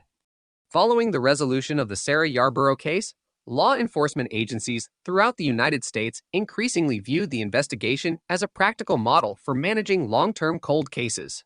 While every investigation presents unique circumstances, the case demonstrated several principles that could be applied more broadly. Preserve biological evidence indefinitely when possible, maintain complete investigative records, periodically review unresolved cases, and integrate emerging forensic technologies with established investigative methods. These lessons have influenced both policy development and professional training across multiple jurisdictions. One of the most important aspects of the investigation was the preservation of institutional knowledge. During the nearly 3 decades between the homicide and the conviction, responsibility for the case passed through multiple detectives, supervisors, forensic scientists, and prosecutors. Such transitions are inevitable in long-term investigations. Comprehensive documentation, including original police reports, crime scene diagrams, laboratory records, evidence inventories, witness interviews, and chronological investigative summaries enabled each successive investigator to understand what had already been accomplished and identify opportunities for further inquiry. Without this continuity, valuable investigative information could have been lost over time. The case also demonstrated the importance of periodic evidence review. Biological samples collected in 1991 were examined repeatedly as laboratory capabilities improved. Early DNA testing methods established a forensic profile, but later advances expanded the range of analyses that could be performed. Investigators understood that scientific progress is incremental, rather than assuming that previous laboratory results represented the limits of available technology. They continued reassessing the evidence whenever significant advances occurred in forensic genetics. The development of investigative genetic genealogy represented one of those advances. By combining DNA analysis with documented family history research, investigators gained a new method for generating leads in cases where traditional DNA database searches produced no direct matches. However, the Sarah Yarborough investigation also demonstrated that genealogy is only one stage within a broader investigative process. The technique narrows the pool of possible candidates but does not establish criminal responsibility. Detectives must still conduct traditional investigative work, and forensic laboratories must independently confirm any findings through direct DNA comparison. This distinction has become central to modern forensic guidance. Professional organizations emphasize that genealogical information should never be treated as courtroom evidence proving guilt. Instead, it functions as an investigative resource that directs attention toward individuals requiring further evaluation. Criminal prosecutions remain dependent upon admissible evidence obtained through validated forensic procedures, supported by documented investigative findings and presented in accordance with applicable legal standards. The investigation also highlighted the expanding role of interdisciplinary cooperation in modern criminal investigations. Detectives worked alongside crime scene specialists, forensic biologists, DNA analysts, genealogists, prosecutors, digital records managers, and evidence custodians. Each discipline contributed expertise during different phases of the investigation. The successful outcome reflected the integration of these professional roles rather than the work of any single investigator or laboratory. Forensic laboratories have continued studying the case as technology evolves. Researchers are developing increasingly sensitive DNA extraction techniques capable of obtaining usable genetic information from very small or degraded biological samples. Advances in sequencing technology, analytical software, and laboratory automation continue improving the accuracy and efficiency of forensic DNA analysis. Although these scientific developments extend beyond any individual case, investigations such as Sarah Yarborough's provide practical examples demonstrating their value when applied to historical evidence. The case has also influenced evidence retention policies. Many law enforcement agencies now recognize that biological evidence from unsolved violent crimes may retain investigative value for decades. As a result, evidence storage procedures have been strengthened in numerous jurisdictions. Agencies have expanded secure storage facilities, improved digital evidence inventories, verified chain of custody documentation, and implemented routine audits designed to ensure that historical evidence remains available for future forensic examination. Another lasting contribution involves the professional education of investigators. Police academies, forensic science programs, and continuing education courses frequently reference the Sarah Yarborough investigation when discussing cold case methodology. Students learn that successful investigations depend upon careful evidence collection at the outset, even when available technology cannot immediately identify an offender. They also study the importance of preserving detailed investigative documentation so that future investigators can build upon previous work rather than repeating it. The investigation further contributed to ongoing legal discussions surrounding investigative genetic genealogy. Court heads, prosecutors, defense attorneys, and legal scholars continue examining how emerging technologies should be integrated into criminal investigations while respecting constitutional protections and evidentiary requirements. Although genealogy itself generally serves only as an investigative lead generation tool, the process by which investigators obtain, analyze, and confirm DNA evidence remains subject to established legal safeguards. The Sarah Yarborough case is frequently cited in these discussions because it demonstrates how modern investigative methods can operate within existing legal frameworks. From a broader perspective, The case illustrates that unresolved investigations should not necessarily be viewed as permanently unsolvable. Scientific innovation continues to expand the range of forensic techniques available to investigators, creating opportunities that did not exist when many historical crimes were originally investigated. At the same time, investigators recognize that technology alone cannot overcome missing evidence or inadequate documentation. The preservation of biological material, accurate record-keeping, and lawful investigative procedures remain indispensable components of successful cold case investigations. Today, the Sarah Yarborough investigation stands as an important example of the long-term value of disciplined investigative practice. The resolution of the case resulted from decades of work performed by crime scene investigators, detectives, forensic scientists, genealogists, prosecutors, and evidence custodians whose combined efforts preserved the opportunity for future scientific advances to be applied effectively. As forensic science continues to develop, the case remains a significant reference for professionals seeking to understand how historical evidence, when preserved carefully and examined responsibly, can contribute to resolving violent crimes many years after they occurred. Part 10. The resolution of the Sarah Yarborough homicide marked the end of one criminal investigation, but it also initiated a broader examination of how forensic science and investigative practices continue to evolve. In the years following the conviction, the case became a frequent subject of professional conferences, forensic publications, law enforcement training programs, and university courses.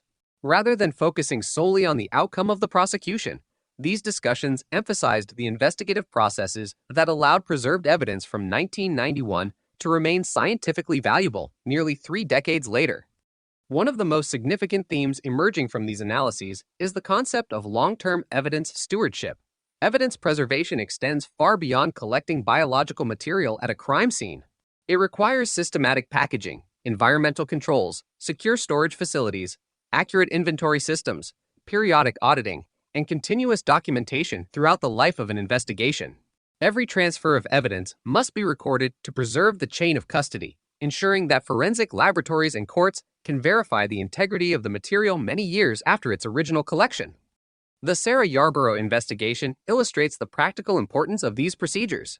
The biological evidence collected during the original investigation remained suitable for increasingly sophisticated forms of DNA analysis because it had been preserved according to accepted forensic standards. Had the evidence been contaminated, mislabeled, improperly stored, or lost, later technological advances would have provided little investigative benefit. The case therefore reinforces the principle that careful evidence management is an investment in future investigative possibilities. The investigation also demonstrates the importance of maintaining comprehensive documentary records. Detectives working the case over nearly 3 decades relied heavily upon reports prepared by earlier investigators.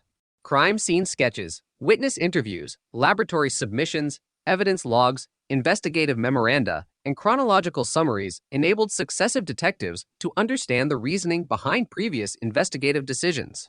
These records preserved institutional knowledge despite changes in personnel and organizational structure. Another notable lesson concerns the evolving relationship between science and traditional investigative work. DNA analysis has become one of the most powerful tools available to modern law enforcement. But the Sarah Yarborough investigation demonstrates that scientific evidence does not replace conventional detective work. The detectives remained responsible for evaluating witness information, reviewing documentary records, verifying historical facts, conducting lawful investigative activities, and coordinating with prosecutors throughout the investigation. Scientific findings gained practical significance only when interpreted within the broader context established through conventional investigation. The investigation likewise highlights the distinction between forensic identification and legal proof. A DNA profile can establish that biological material originated from a particular individual with an extremely high degree of scientific confidence. However, criminal prosecutions require additional legal procedures, including the admissibility of evidence, expert testimony, judicial review, and evaluation by the finder of fact. Throughout the Sarah Yarborough prosecution, scientific evidence was presented within the framework of established criminal procedure rather than as a substitute for judicial process. Investigative genetic genealogy remains another important aspect of the case's legacy. The methodology demonstrated its value by generating investigative leads in a case where repeated traditional DNA database searches have produced no direct match. At the same time, the investigation underscored the importance of treating genealogy as an investigative tool rather than as independent evidence of criminal responsibility. Modern professional guidance consistently emphasizes that genealogical findings should be verified through conventional investigative methods and direct forensic DNA comparisons before any enforcement action is taken. Following the case, many law enforcement agencies reviewed their cold case inventories to identify investigations containing preserved biological evidence suitable for advanced forensic analysis. Some agencies established specialized cold case units, while others developed partnerships with forensic laboratories and professional genealogists. These initiatives reflected a growing recognition that unresolved violent crimes should be periodically reassessed as scientific capabilities continue to improve. The investigation has also contributed to continuing discussions regarding ethics and privacy in forensic genetics. Investigative genetic genealogy relies upon DNA information voluntarily submitted by individuals who choose to participate in genealogy databases that permit law enforcement use under specified conditions. As the methodology has expanded, database providers, policymakers, legal scholars, and forensic organizations have continued refining policies governing transparency, informed consent, user choice, and responsible investigative practice. The Sarah Yarborough investigation is frequently referenced as one example illustrating how these methods can be integrated into criminal investigations while remaining subject to legal oversight. Educational institutions continue incorporating the case into multidisciplinary curricula. Forensic science students examine DNA extraction, profile development, laboratory validation, and statistical interpretation. Criminal justice students study investigative strategy, evidence management, and interagency cooperation. Law students analyze constitutional issues, evidentiary standards, and the judicial treatment of emerging forensic technologies. Through these diverse perspectives, the investigation has become an enduring educational resource, extending beyond the historical facts of the homicide itself. The broader impact of the case lies in its demonstration that cold case investigations are not static. Scientific innovation continues to expand the range of investigative tools available to law enforcement, but successful application depends upon evidence collected and preserved many years earlier. The Sarah Yarborough investigation therefore illustrates the interconnected nature of criminal investigation across time. The careful work performed by crime scene investigators in 1991 enabled forensic scientists decades later to apply technologies that had not yet been developed when the crime occurred. Today, the investigation remains a widely studied example of how disciplined evidence preservation, rigorous forensic science, conventional detective work, and adherence to legal standards can combine to resolve a long unsolved homicide. Its influence extends beyond Washington state, informing evidence retention policies, forensic laboratory practices, cold case review procedures, and professional training throughout the criminal justice community. As advances in forensic genetics continue, the case serves as a reminder that historical evidence, when preserved responsibly and evaluated scientifically, may continue to provide meaningful investigative opportunities for generations to come. As the Sarah Yarborough investigation moved from an active prosecution into a significant case study for forensic science, researchers and criminal justice professionals increasingly examined the broader implications of the investigation. While the conviction concluded the legal proceedings, the investigative methods employed throughout nearly 3 decades of work continued to influence discussions about evidence preservation, forensic technology, and the future of cold case investigations. The case demonstrated that successful resolution depended not upon a single scientific discovery, but upon the accumulation of careful investigative work performed over many years. A central lesson concerns the long-term preservation of biological evidence. Crime scene investigators who processed the scene in December 1991 followed established forensic procedures for collecting, documenting, packaging, and storing biological material.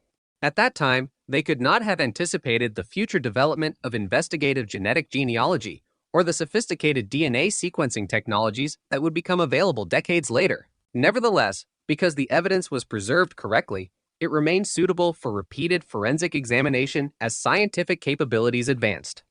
The investigation also illustrates the importance of maintaining comprehensive investigative records. Cold cases often span multiple generations of investigators, supervisors, laboratory personnel, and prosecutors. In the Sarah Yarborough investigation, Detailed reports prepared in the early 1990s allowed later detectives to understand witness interviews, evidence collection procedures, investigative decisions, and laboratory findings without relying solely on institutional memory. Accurate documentation enabled the investigation to continue despite changes in personnel over nearly 30 years. Another important feature of the case was the repeated reassessment of forensic evidence. Advances in DNA technology occur gradually rather than all at once.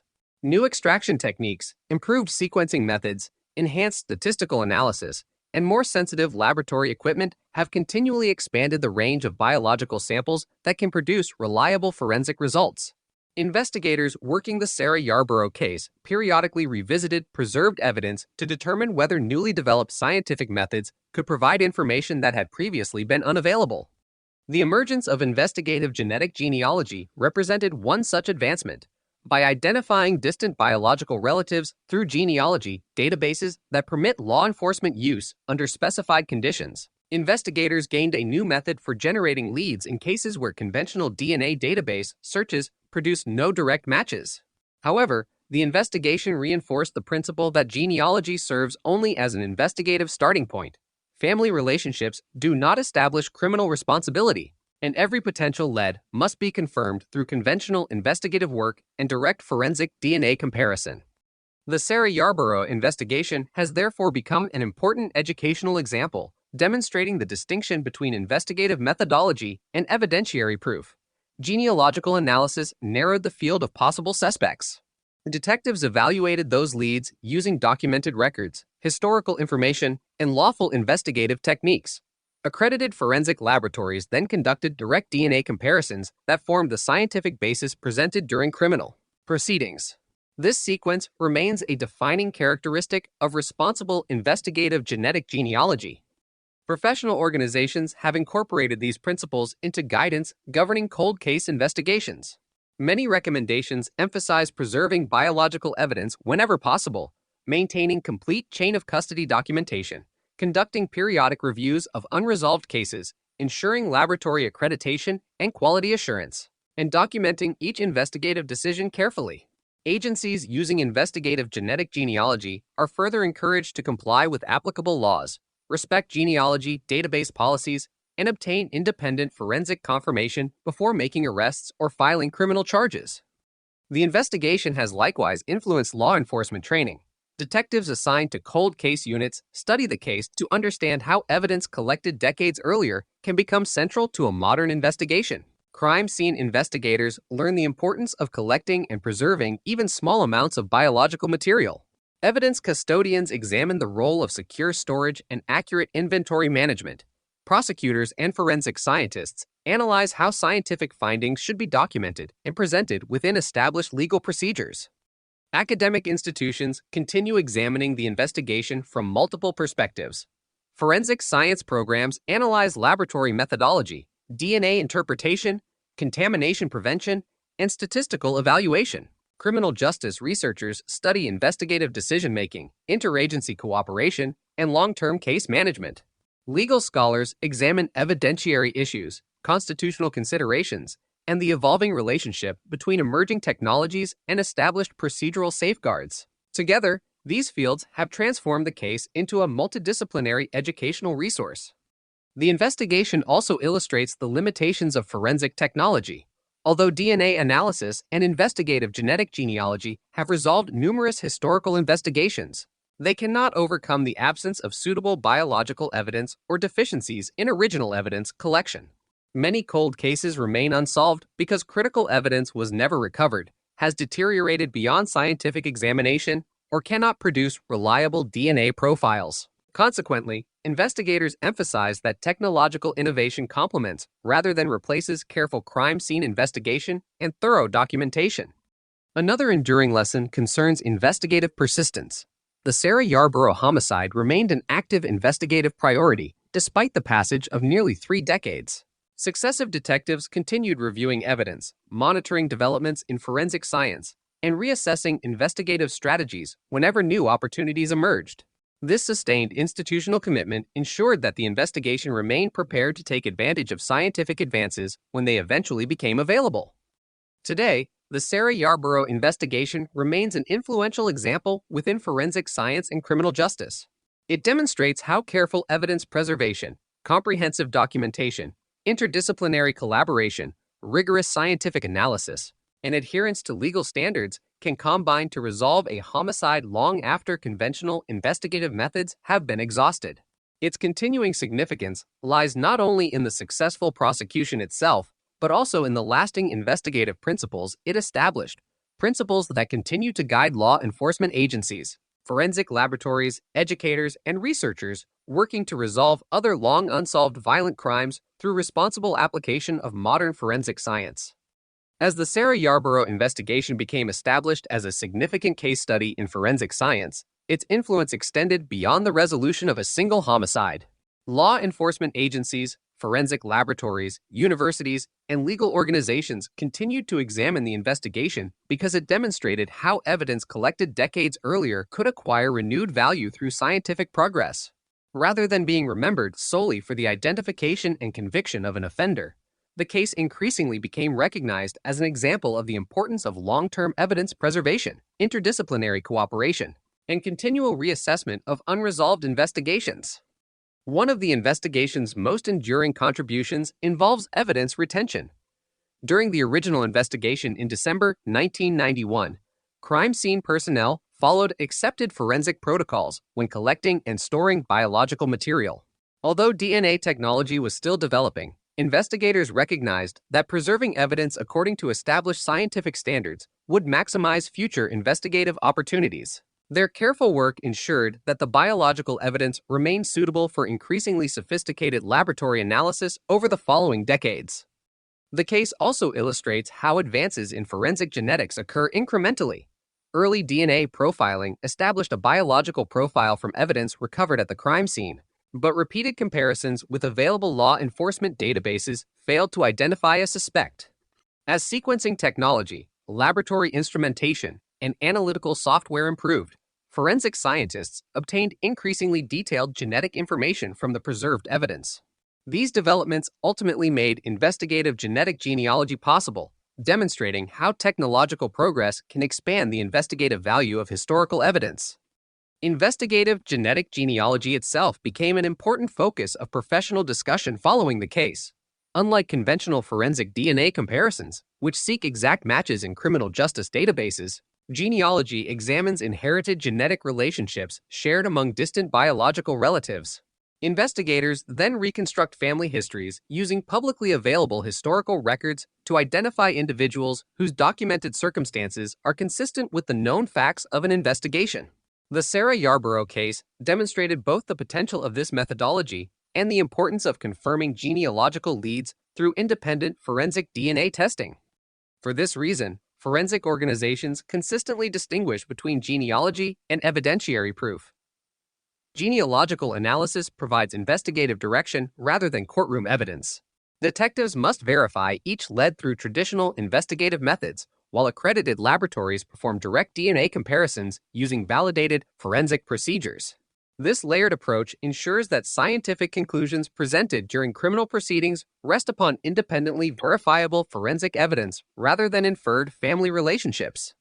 The investigation also highlighted the continuing importance of conventional detective work. Throughout nearly 3 decades of investigation, detectives interviewed witnesses, reviewed documentary records, examined historical reports, coordinated laboratory submissions, evaluated investigative leads, and maintained communication with prosecutors and forensic specialists. These activities remained essential even after advanced DNA technologies became available. Scientific innovation enhanced the investigation, but did not replace the systematic investigative practices upon which successful criminal cases depend. Another significant lesson concerns institutional continuity. Long-term investigations inevitably involve changes in personnel as detectives retire, supervisors change assignments, and forensic laboratories adopt new technologies. The Sarah Yarborough investigation demonstrates why detailed documentation is indispensable. Crime scene photographs, evidence inventories, witness interviews, laboratory reports, investigative memoranda, and chronological summaries enabled successive investigators to understand the reasoning behind earlier decisions and continue the investigation without losing valuable historical information. The case further emphasized the importance of multidisciplinary cooperation. Crime scene investigators preserved biological evidence. Evidence custodians maintained secure storage and complete chain of custody documentation. Forensic scientists conducted laboratory analyses using evolving DNA technologies.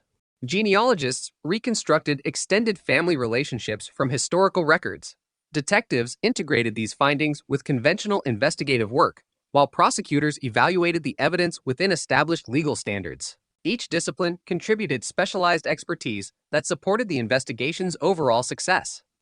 Educational institutions have incorporated the investigation into forensic science, criminal justice, and legal curricula. Students examine the case to understand DNA analysis, evidence preservation, investigative strategy, genealogy research, courtroom procedure, and scientific ethics. By studying how these disciplines interacted throughout the investigation, future professionals gain practical insight into the complexity of modern cold case investigations and the importance of collaboration across scientific and legal fields. The investigation also contributed to broader policy discussions concerning evidence preservation and cold case review. Many agencies expanded efforts to inventory historical biological evidence, digitize investigative records, and establish formal procedures for periodically reassessing unresolved violent crimes. Rather than assuming that technological limitations at the time of the original investigation would remain permanent, agencies increasingly recognized that future scientific developments might create new investigative opportunities. At the same time, researchers continue emphasizing the limitations of forensic technology. DNA analysis cannot compensate for missing evidence, inadequate documentation, or failures in original crime scene processing. Successful cold case investigations depend upon the quality of evidence collected at the outset and the care with which it is preserved over time. The Sarah Yarborough investigation therefore illustrates not only the power of modern forensic genetics, but also the enduring value of disciplined investigative practice established long before those technologies became available. Today, the investigation remains an influential reference for professionals working in forensic science and criminal justice. Its legacy extends beyond the courtroom by demonstrating that careful evidence preservation, repeated investigative review, validated scientific methodology, interdisciplinary cooperation, and adherence to legal standards can combine to resolve crimes that once appeared unlikely to be solved. As forensic genetics continues to evolve, the Sarah Yarborough case serves as a reminder that historical evidence, when preserved responsibly and examined through scientifically validated methods, may continue to contribute to the pursuit of justice many years after the original investigation began. The Sarah Yarborough investigation continues to be cited as an important example of how modern forensic science can contribute to resolving long unsolved violent crimes while operating within established legal and scientific frameworks.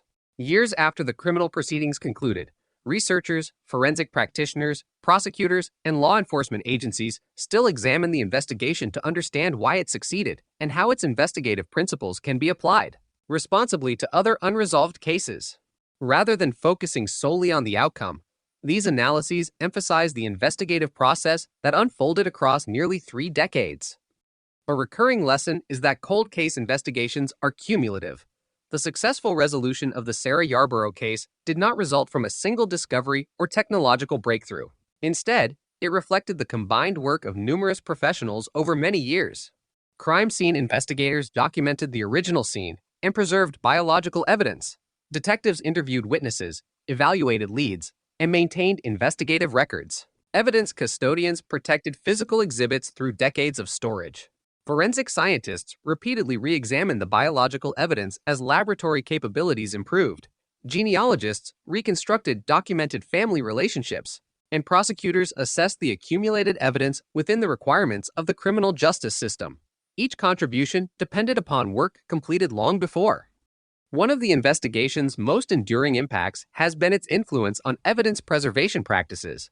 Agencies increasingly recognize that biological evidence collected during violent crime investigations may remain scientifically valuable for decades. As a result, many departments have strengthened evidence retention policies, expanded secure storage facilities, improved environmental controls, and modernized digital inventory systems. These administrative improvements help ensure that historical evidence remains available for future forensic examination as technology continues to evolve. The investigation also reinforced the importance of maintaining detailed documentary records. Crime scene reports, evidence logs, laboratory submissions, witness interviews, investigative summaries, and chain of custody documentation created in 1991 remained essential decades later. Successive investigators relied upon these records to understand previous investigative decisions, evaluate newly developed forensic information, and maintain continuity throughout the investigation. Without comprehensive documentation, later scientific advances would have been substantially more difficult to apply effectively. Advances in DNA sequencing continue expanding the possibilities available to forensic investigators. Modern laboratories can often generate reliable genetic information from biological samples that would have been considered insufficient during the key early years of forensic DNA analysis. Improvements in extraction techniques, sequencing technology, contamination prevention, and statistical interpretation continue increasing the number of historical cases that may benefit from renewed forensic examination. The Sarah Yarborough investigation remains an important example of how preserved evidence can acquire new investigative value as laboratory science advances.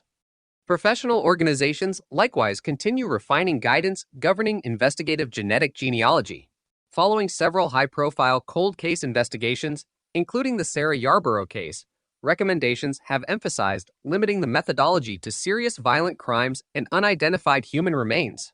Complying with applicable laws and genealogy database policies, documenting investigative decisions carefully, and obtaining direct forensic DNA confirmation before criminal charges are pursued. These safeguards are intended to ensure that genealogy remains an investigative tool rather than a substitute for independently admissible forensic evidence. Educational institutions frequently include the investigation in forensic science and criminal justice curricula. Students analyze the interaction between crime scene processing, molecular biology, genealogy research, investigative strategy, evidence management, and legal procedure. Rather than studying each discipline independently, they examine how successful cold case investigations require effective coordination across multiple professional fields. This multidisciplinary approach has made the Sarah Yarborough investigation an enduring teaching resource. The case has also encouraged renewed attention to periodic cold case review. Historically, many investigations became largely inactive once available investigative methods had been exhausted. Today, many agencies conduct systematic reviews of unresolved violent crimes whenever significant scientific developments occur. Preserved biological evidence is reassessed using current laboratory methods, while historical investigative files are examined to determine whether advances in forensic genetics or digital record systems create new investigative opportunities. Researchers also emphasize the limitations of modern forensic technology. Investigative genetic genealogy and advanced DNA analysis cannot resolve every unsolved case. Successful application depends upon the existence of suitable biological evidence, proper evidence preservation, reliable documentation, accredited laboratory procedures, and lawful investigative methods. Cases lacking preserved evidence or complete investigative records may remain difficult or impossible to resolve despite continuing scientific progress. Consequently, investigators consistently stress that careful crime scene processing remains the foundation upon which future forensic advances depend. Another important lesson concerns collaboration. The Sarah Yarborough investigation involved local law enforcement officers, forensic laboratories, prosecutors, genealogists, evidence custodians, and numerous support personnel working over many years. Effective communication among these professionals ensured that scientific findings were interpreted accurately, investigative decisions were documented thoroughly, and legal standards were maintained throughout the investigation. This collaborative model has influenced the structure of many modern cold case initiatives. The investigation's influence extends internationally as well. Law enforcement agencies in other countries have examined the investigative principles demonstrated by the case while evaluating whether similar forensic approaches might operate within their own legal systems. Although privacy laws, evidence rules, and genealogy database policies vary across jurisdictions, the broader investigative lessons remain widely applicable. Preserve evidence carefully, document investigative decisions comprehensively, reassess unresolved cases periodically, and integrate scientific innovation with conventional investigative practice. Ultimately, the Sarah Yarborough investigation demonstrates that justice in long unsolved cases depends upon patience, scientific integrity, and sustained institutional commitment. Evidence collected in 1991 retained its value because investigators followed accepted forensic procedures, laboratories maintained rigorous scientific standards, and successive generations of detectives continued reviewing the case rather than abandoning it. Together, these efforts transformed historical evidence into reliable forensic findings capable of supporting criminal prosecution decades after the original crime. Today, the investigation remains one of the notable examples of modern cold case resolution through the combined application of evidence preservation, forensic DNA analysis, investigative genetic genealogy, conventional detective work, and judicial oversight. Its continuing significance lies not only in the successful prosecution, but also in the investigative principles it reinforced, principles that continue guiding forensic laboratories, law enforcement agencies, prosecutors, educators, and researchers working to resolve other long unsolved violent crimes responsibly and in accordance with established scientific and legal standards. The resolution of the Sarah Yarborough investigation marked the conclusion of a criminal case that had remained unsolved for nearly 3 decades, but its broader significance continues to shape forensic science and criminal investigation. Today, the case is frequently referenced by law enforcement agencies, forensic laboratories, universities, and legal scholars as an example of how scientific innovation, when combined with meticulous investigative work and careful evidence preservation, can provide answers in cases once believed unlikely to be solved. The investigation demonstrated that justice in long-term homicide cases often depends not on a single breakthrough, but on decades of disciplined work carried out by many professionals across multiple generations. Perhaps the most enduring lesson from the investigation is the value of preserving physical evidence. When investigators processed the crime scene in December 1991, they followed accepted forensic procedures despite having no way of predicting how DNA technology would evolve in the decades that followed. Biological evidence was collected, documented, packaged, and stored according to professional standards. Those decisions, made during the earliest hours of the investigation, ultimately allowed forensic scientists years later to apply techniques that had not yet been developed when the crime occurred. The case demonstrates that careful evidence preservation is not simply an administrative responsibility, but an investment in future investigative opportunities. The investigation also illustrates the importance of continuity. Over nearly 30 years, detectives retired, supervisors changed assignments, laboratory personnel advanced, and forensic technologies improved dramatically. Despite these changes, comprehensive investigative documentation ensured that institutional knowledge was preserved. Original reports, witness interviews, crime scene photographs, evidence inventories, laboratory records, and chronological investigative summaries enabled each new investigator to understand previous work and continue the investigation without losing critical historical information. Another lasting contribution of the case is its role in demonstrating the practical application of investigative genetic genealogy.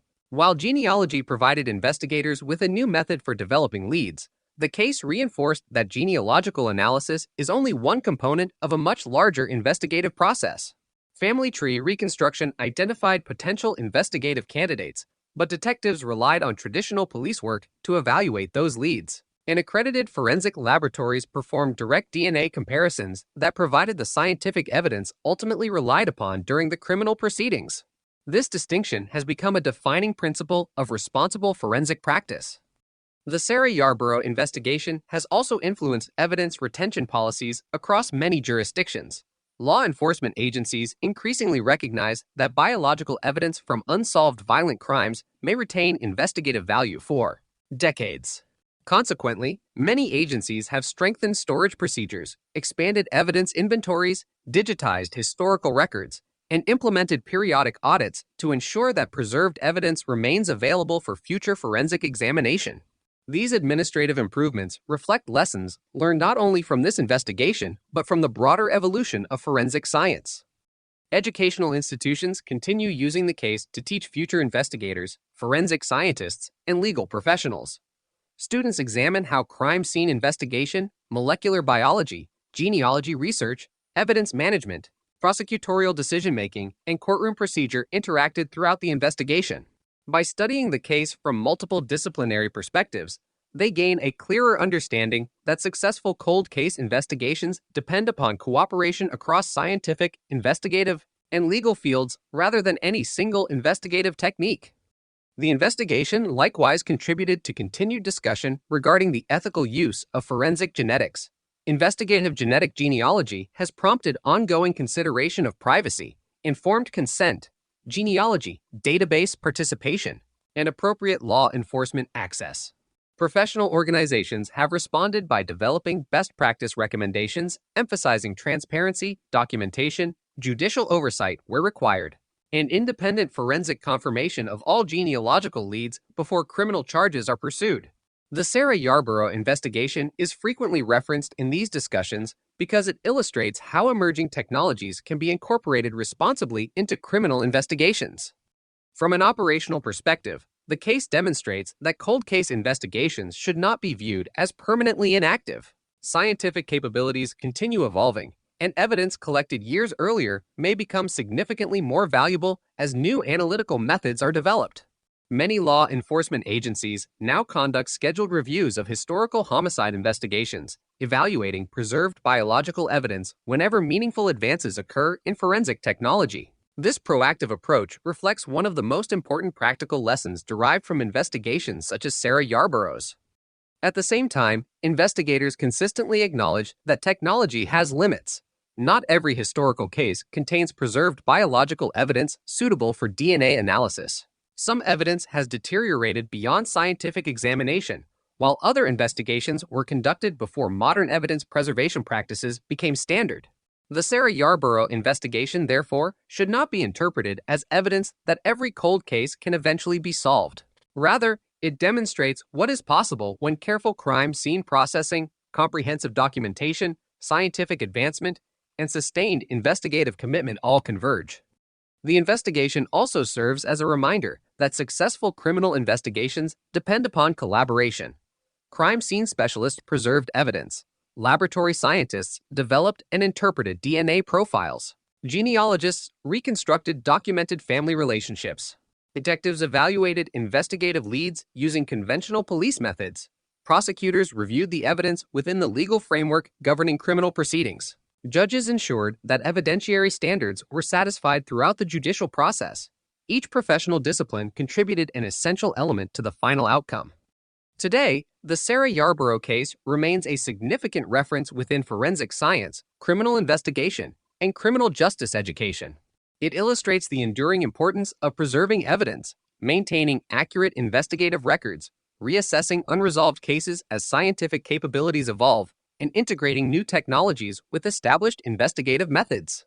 More broadly, it demonstrates that the pursuit of justice may extend across decades, requiring patience, scientific rigor, institutional continuity, and careful adherence to legal standards. As forensic science continues to advance, the principles reinforced by the Sarah Yarborough investigation remain highly relevant. Future technologies may create investigative opportunities that cannot yet be anticipated, just as modern DNA sequencing and investigative genetic genealogy transformed evidence collected in 1991 into the foundation of a successful prosecution.